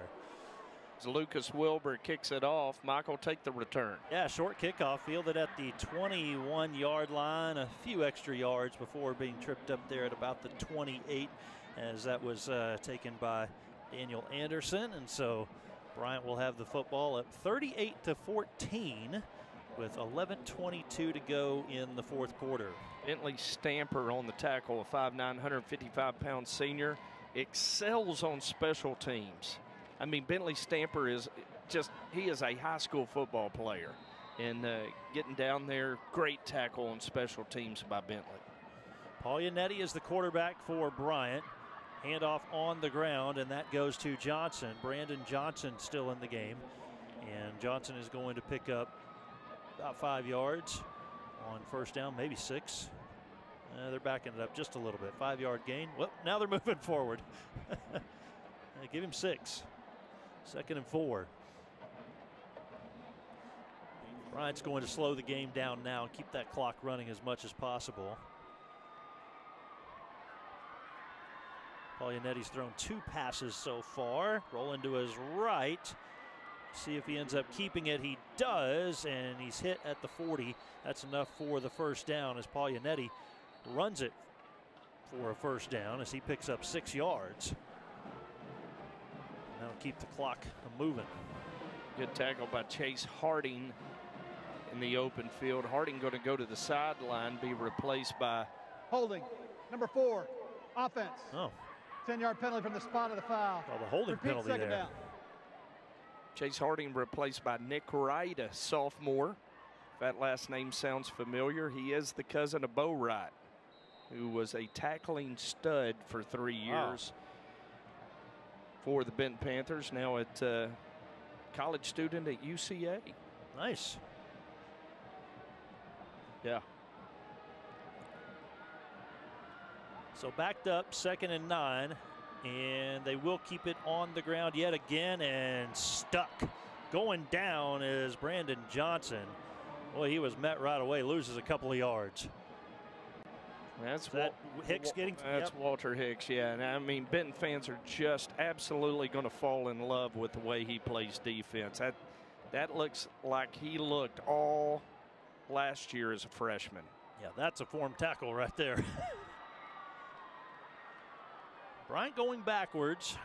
3rd and 10. They're at their own 28-yard line. Paulinetti out of the gun. 4 receivers set. Looking to his right. He's in trouble. He is sacked back at the 15-yard line. Goodness gracious. I'll give him the 16. That's a loss of 12. Bryant has 4th and a country mile here. Hunter Goodwin on the sack for the Panthers. Good to see him back there. Absolutely. We were worried about him being injured on the last possession, and Hunter comes back with authority to make a sack.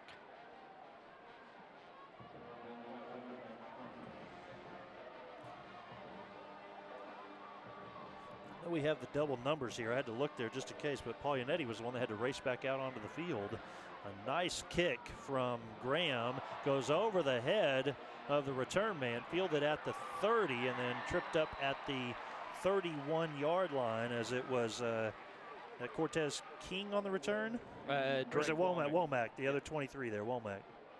A good punt from Malachi Graham. Womack had trouble hauling it in and then tried to make something out of the misfortune of muffing the return. So the Panthers are going to start at their own 31-yard line with 9:01 to go in the ball game tonight. Bryant leading 38-14. And what you like to see as a Panther fan is they're still playing hard, both sides of the football. Here in the 4th quarter is Jack Woolbright. As the Benton quarterback takes a snap from Carter Sanders. He looks, throws, catches made by Donovan Pearson to the 40-yard line. Braylon Russell will make the tackle, but it's a 9-yard gain on 1st down, leaves Benton with 2nd and 1. Pretty big collision there. Yeah. See it again. Good job by Russ to stay with it. So 2nd down and 1, Benton at the 40-yard line.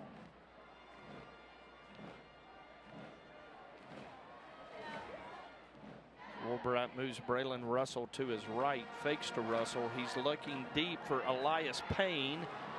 That ball underthrown. 2 flags come in. And it appears we're going to get a defensive hold on the Hornet secondary. It looked that way. The first flag came in pretty early. Pass interference. Number 12, defense. 15-yard penalty from the previous spot. 1st down.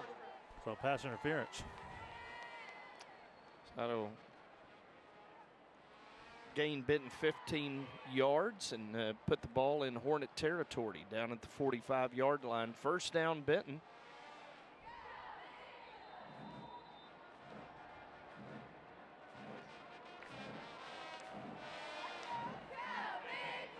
Connor Morgan in their right guard for the Panthers. Tanner Holden is bumped out to right tackle. Give off to Russell, and that time the Hornet defensive line strings it out, and Braylon going to be dropped for a 2-yard loss. Now a penalty flag comes in late. Well, Sebastian Altmans, I think, had the tackle. Tyler Mosley came in late, and I kind of looked down, but it did look to me that maybe Mosley a little extra push after the whistle. So the Panthers just got 15 free yards on a pass interference, and it appears as if they're going to gain After 15 the play was more. over, personal foul. Number 51, defense. On a dead ball personal foul. Yeah, those two guys have been going after it for a while there, it looks like, but Mosley's got to know better than that. Well, you know, there he might have thought he was still up, but yeah, they're still going at it pretty good. So it moves it to the Bryant 32-yard line. First down and 10, Benton. 8 minutes to go. Bryant leads at 38-14. So Woolbright fakes and throws on the slant for Elias Payne.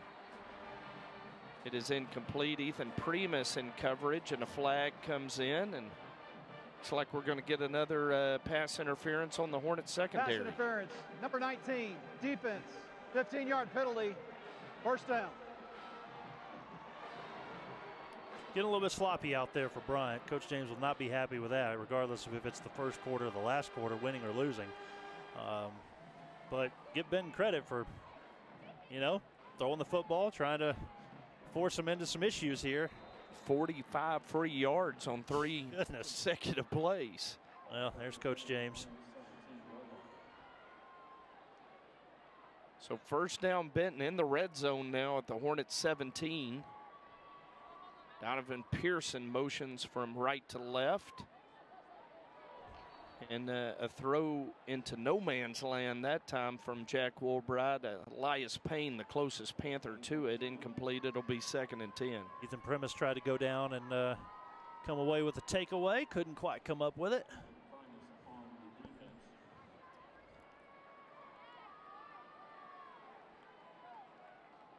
This is where you got to capitalize if you're Benton. They scored a touchdown last time. 2nd down and 10 at the Hornets 17. Russell going to set up to the right of quarterback Woolbright behind H-back Womack. Going to throw the play action intended for Donovan Pearson. It's incomplete. Drake Fowler, excuse me, in coverage for the Hornets, and it'll be 3rd and 10. It's Maddox Davis going to check in at receiver for Benton. Well, you know, it's 4-down territory here, so you go ahead and try to get a shot to the end zone, see if something opens up, maybe even another penalty, who knows. But now you're in a situation where you need some yardage. The field gets shorter here, so if you are going to get those 10 yards on the next 2 plays, you need to get something here. 3rd down and 10. Going to give it to Braylon Russell. He stiff arms one man. Tried to stiff arm another, and the Hornet pursuit is going to corral him for a loss back near the 19-yard line, and it'll leave Benton with a 4th down and 12. Ivory Gilmore on the pursuit the whole way and held on to that ankle to bring him down. And so Lucas Wilbur is going to come in and attempt a field goal. 36-yard field goal attempt.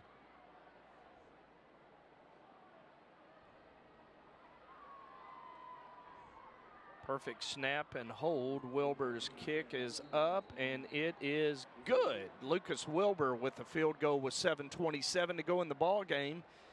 It's Bryant 38, Benton 17. Salt Bowl 2022 brought to you by MM Productions.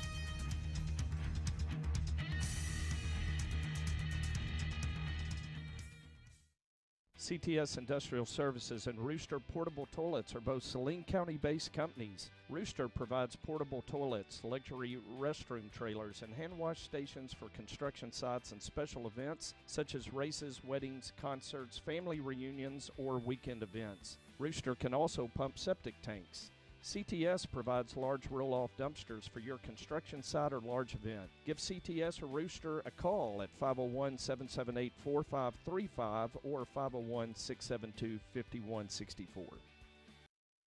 38-17, Michael, you just were pointing out during the break a very interesting note. Well, it's the most points Benton has scored in this game since the 2017 game. But do you want me to put you on the spot here? Do you remember that score. It was a high-scoring game between the two teams. 49-42. There you go, 49-42. Bryant with the win. Then before that, 2013. Sorry, onside kick here.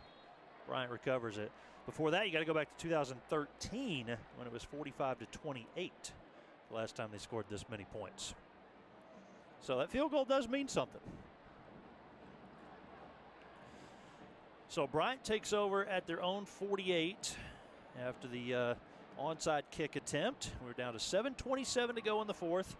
38-17 our score. Bryant leading Benton.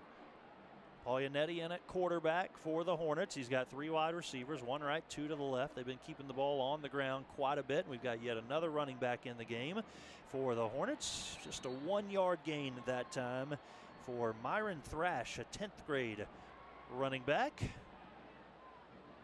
Well, when Coach James told me he had 6 or 7 guys, I did not expect all of them to play. But that's definitely been the case. And this is as deep as his team has been at running back since he's been the head coach. Panther senior Daniel Lunsford on the last tackle. 1-yard pickup. Paglianetti will throw out into the left flat, and that is caught by Sean Rycraw.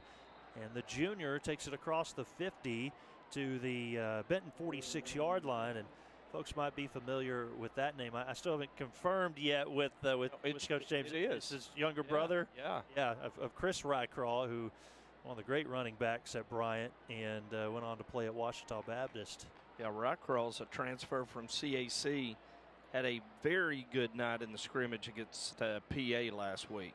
Pass into the middle of the field. Dangerous pass and batted down. That Chris, let's see, who got a hand on that? Chris Bernard. Yep. Yeah, Chris Bernard had a defensive touchdown last year in Week 5 at Siloam Springs. And an interception right in the center of the field, and he couldn't quite hold on to that one. I'll tell you, I know he's a little frustrated with himself there, but that was a good play. He came over, knocked it down, did his job to keep the opponent from getting to it. 4th down, 4th and 4. Paglianetti hit as he throws, hit hard. Oh, my goodness. That blind side, he went down, and that pass had no chance. Yeah, he was leveled by Chase Harding, the weak side linebacker, 6 foot, 230-pound junior, unabated to the quarterback. Wow. Well, Paglianetti, I know he's the backup, but Bryant can't afford for another quarterback to go down right now. No, and yeah, Paglianetti was practicing at linebacker last week. So he's wearing number 30, not your typical quarterback number. All right, Jim, 6:13 to go. Turnover on downs. Benton football. Yeah, Benton football at the Panther 46-yard line, and the Panthers building some confidence here in the back end of this football game as they cut the Bryant lead to 38-17. And with Woolbright operating out of an empty gun, going to set up the screen to Elias Payne, and Elias is into Hornet territory. So he is going to be marked down at the 48-yard line. Well, I know you're talking a lot about the running game for Benton, and obviously you guys are going to see a lot of running plays this year with Braylon Russell, but Elias Payne, this guy can make some catches. Yeah, Elias. Afterwards. Elias is very explosive. Had 16 catches for 489 yards, 17 rushes for 198, and 15 touchdowns as a freshman last year. So Carter Sanders shaken up on the last play, and he makes his way to the Benton sideline under his own power. Elijah Harris will move over to center. Connor Morgan and Jose Ortiz on the right side of that Benton offensive line. Tanner Holden and Walker Davis on the left side. Jason Gentry moving a lot of pieces around up front on that Benton offensive line as Braylon Russell gets the carry, and 4 Hornets combined to tackle him after a 1-yard gain at the 47. It'll be 3rd and 3. A little extracurricular activity. Jalen Brown had the tackle. He's one of the few players in there that made the tackle. So Carter Sanders right back in at center for Benton. Ortiz checks out. 3rd down and 3 Panthers at the Hornet 47. It's Woolbright looking. Woolbright throwing. A miscommunication with the receiver, and it's going to be picked off by Ethan Primus at the 10-yard line. As the receiver broke off his route, Woolbright threw it deep, and the Hornets get the INT at the Benton 10. Yeah, it was all blue down at that end of the field, wasn't it? As Bryant was all around that football. As you said, miscommunication somewhere, and it left it just right there for the taking for the Hornets, and they do indeed take advantage of it. 5:05 to play in the 4th, and Bryant will take over again as we see it on the replay. Well, there were 3 Hornets there.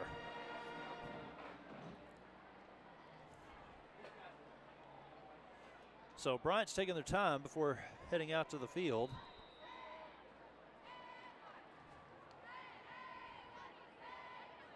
(38-17) our score. 1st and 10 for Bryant at their own 10-yard line. They've had 4 80-yard scoring drives. Did they have a 90-yard scoring drive? We'll see.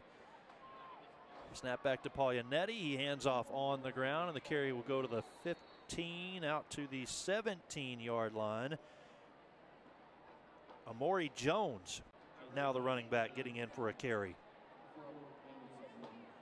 Well, when Buck James said his running back room was deep, he was not kidding. They're going to have to build a new building at Bryant just for the running backs to watch film. So many of them. Eight different Hornets have carried the football tonight. Goodness. Seems like a long time ago when Chris Ganaway was in the game. He finished with 7 carries, 50 yards. Play clock is down to 4. And Jones again on the ground, carries the pile forward to the 20, and now they'll back him up. And he got to the 21, enough to move the chains for a 1st down, a 4-yard gain. I don't think Bryant's so much worried about a 90-yard drive. They're worried about just running that last 4 minutes off the clock. Well, you're talking about a pile. That was a pile. Sure was. Still got 20 on the clock, so they'll let this wind down a bit. And we're inside 4 minutes to go. Fresh set of downs, 1st and 10 from their own 21. Paglianetti takes a snap, hands off on the ground again, and Jones continues to run to the outside. Only about 2 yards, maybe not even that. Take about 30 seconds off the clock on each play here. Bryant 373 yards of total offense, 252 through the air. Jordan Walker goes 12 of 19, 251 yards, 4 touchdowns, and 1 interception.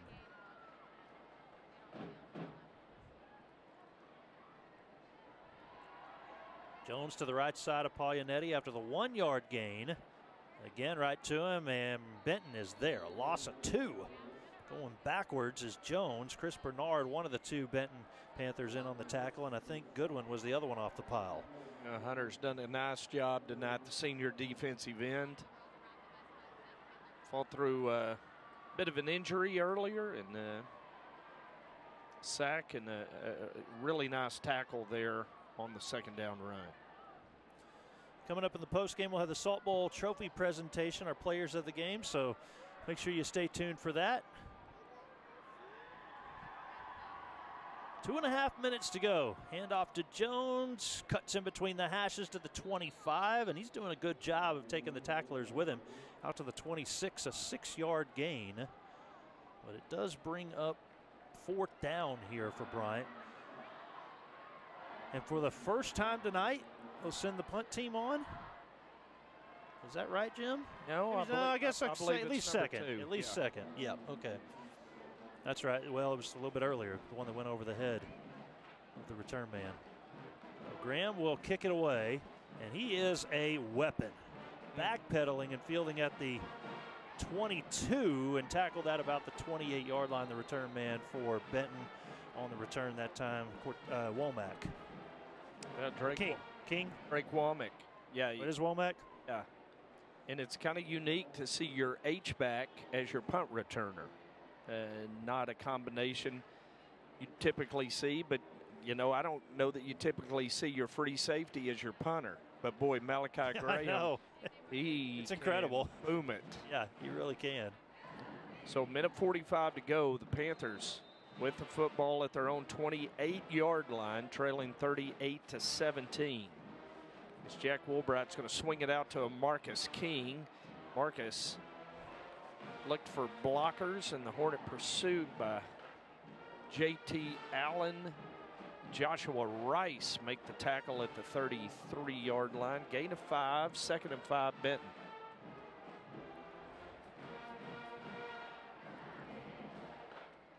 Woolbright rolls left this time and throws.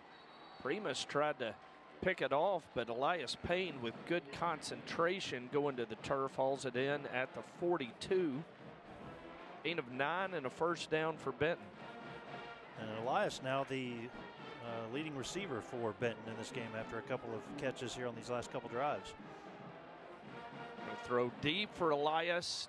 Tried to make an over-the-shoulder catch, but it was batted away by Primus. Those two having a nice little one-on-one battle back there here in the fourth quarter. Well, they sure are. And, of course, late third, there were a lot of penalties from Bryant. Now able to clean that up a little bit, play a little bit better defense.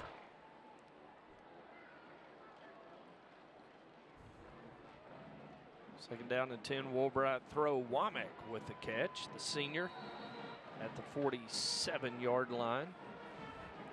J.T. Allen with the wrap-up tackle. It's Drake's first catch of the night. Had 14 catches for 178 yards and 3 touchdowns last year as a junior. On 3rd down and 5, Woolbright drops back. Pocket collapses. He has to scramble, and he's going to scramble up to the 49, and it'll leave Benton with 4th and 3 as the clock down to 23 seconds. Yeah, with that scramble, got about one more play perhaps. Run a play and don't get it, that means Bryant offense would have to come back out there. They're going to wait for the last play, I would think. Nope. Woolbright throws.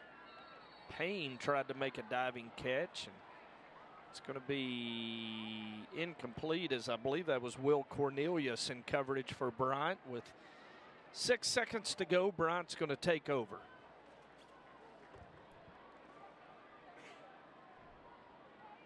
Kind of surprised they ran a play there, but didn't wait maybe another second or two, because it is going to allow Bryant to come out and take a knee and have that victory formation. 43 consecutive wins in the state of Arkansas for the Bryant Hornets.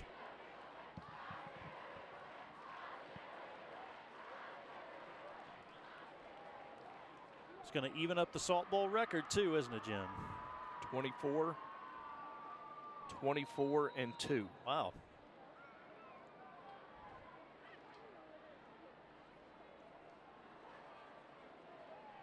That's going to be the final play. I thought they might just kneel it down. Kind of shocked me. So handoff in a final play. Bryant wins this one 38-17 to take the 2022 Salt Bowl, and the two teams will meet and shake hands at the 50-yard line. Again, when we come back, we'll have the trophy presentation and our player of the game. And what's next for both of these two teams? Game 1 of the 2022 season in the books, 38-17 the final. Bryant over Benton. Back in a moment from War Memorial Stadium. Any lasting structure begins with a good blueprint, and every good blueprint must be designed specifically for the people it serves. The Benton Event Center, Riverside Park, and the new Boys and Girls Club, all designed by the professional architects at Black, Corley, Owens, and Hughes. They understand the Benton community and are a major part of our economic success. Proud sponsors of Benton Panther football and valued partners for our community. Yes, we've got Bear on the line with a question for Trey. Bear, what's your question? Hey, Randy, this is Bear, first-time listener, long-time caller. I wanted to ask Trey about Sanders Ground Essentials. I know they are real five-star guys wanted by everybody. I heard they have an excellent weed control and fertilization program, and they do customized plans based on annual soil results for all their customers. I just want to know what you guys have heard. I'm going to hang up and listen now. Bear. You should call them at 315-9395 or on the web at sandersground.com. Let's get growing. 38-17, the final. Bryant wins the Salt Bowl over Benton.